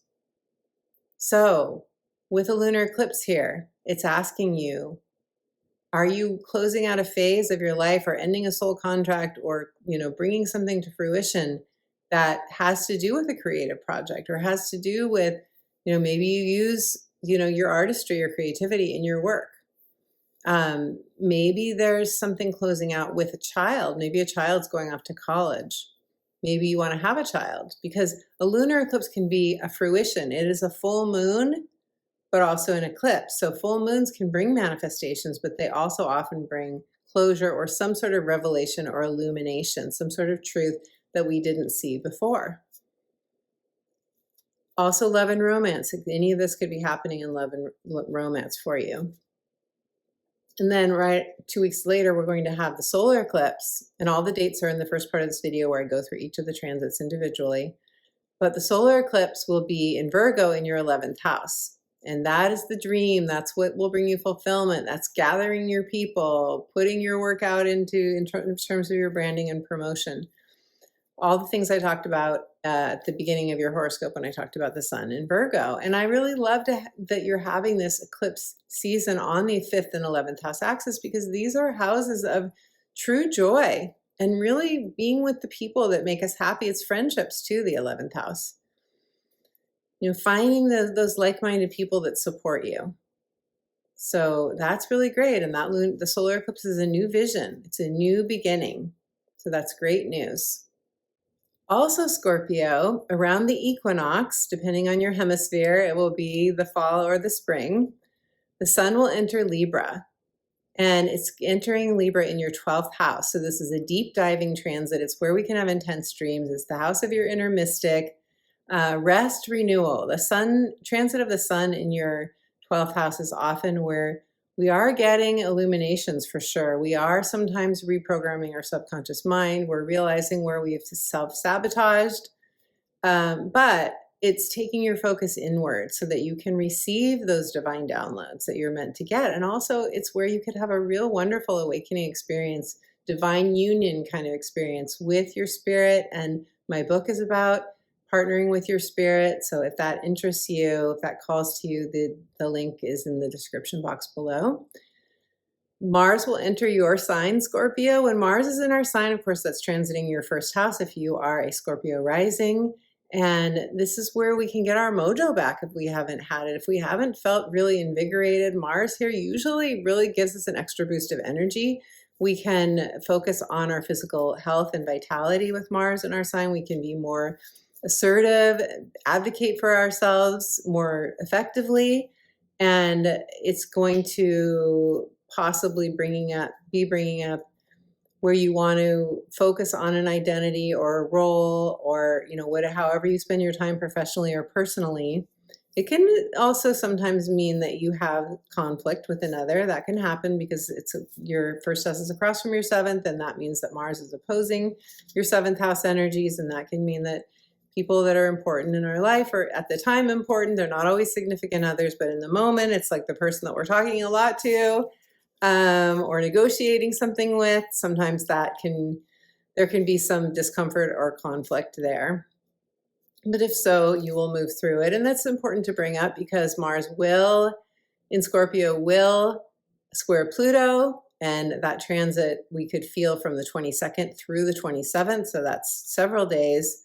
And Pluto's transiting your fourth house of home and family and childhood conditioning, roots and belonging. So when you've got Pluto transiting your fourth house, a lot of the times that means there is some shaking up. Pluto is wanting to wash away from your life, or often it feels more like the wrecking ball coming in. Your home life could be changing or could have been changing, a while back, because Pluto's been in Aquarius for a while, Scorpio. Pluto in your fourth house can be an intense experience of home and family life. But it's also where we get truths revealed. We set better boundaries. We realize what's still current for us in terms of relationships, often with our home family or, people that we're really close to, maybe roommates, anyone in the family we've created or our family of origin.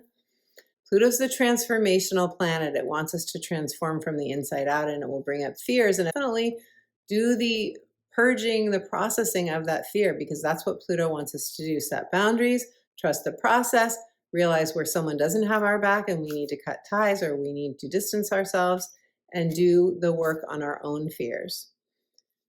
But it's really good. This Mars square Pluto is really good for overcoming any obstacles, for powering through a project, for realizing the truth of who's on the same page with us and who isn't, who's on the same timeline. Be aware of any ego-based conflicts and process your emotions before you talk to people. If you're in conflict, take the high road. Okay, so Scorpio, let us pull a card for you now and see what the cards have to say for you. Scorpio. Rainbow blessings. Blessings are showering your life. Wow. Wow, wow, wow. I love this card because it is a portal energy. You can see the archway. You're going through a portal. And on the other side of this portal is a rainbow. There's fresh, nourishing waters here. There are new mountains to climb. There are flowers here. It's blessings, rainbow blessings. If you want to claim your rainbow blessings, beautiful Scorpio, know that you are moving through a portal, some of you, but you are moving into this energy of blessings. Let us know in the comments below. My beautiful friend, thank you so much for joining us for this video on the September astrology and your 12 sign horoscopes. Thank you for taking a moment to give this video a like, a thumbs up, for commenting. I love reading your comments, for sharing this video with others who are interested in astrology, and for subscribing to the channel. When you subscribe, you trigger the algorithm to share this video with more astrology lovers, and that is a really important way that you can help support the channel. I truly appreciate it. And if you would like to do a private one-on-one astrology consultation with me over Zoom, eclipse season is a fabulous time to get an astrology consultation. Go to my website, check out the testimonials that other clients have shared after working with me. You have a lot of choices.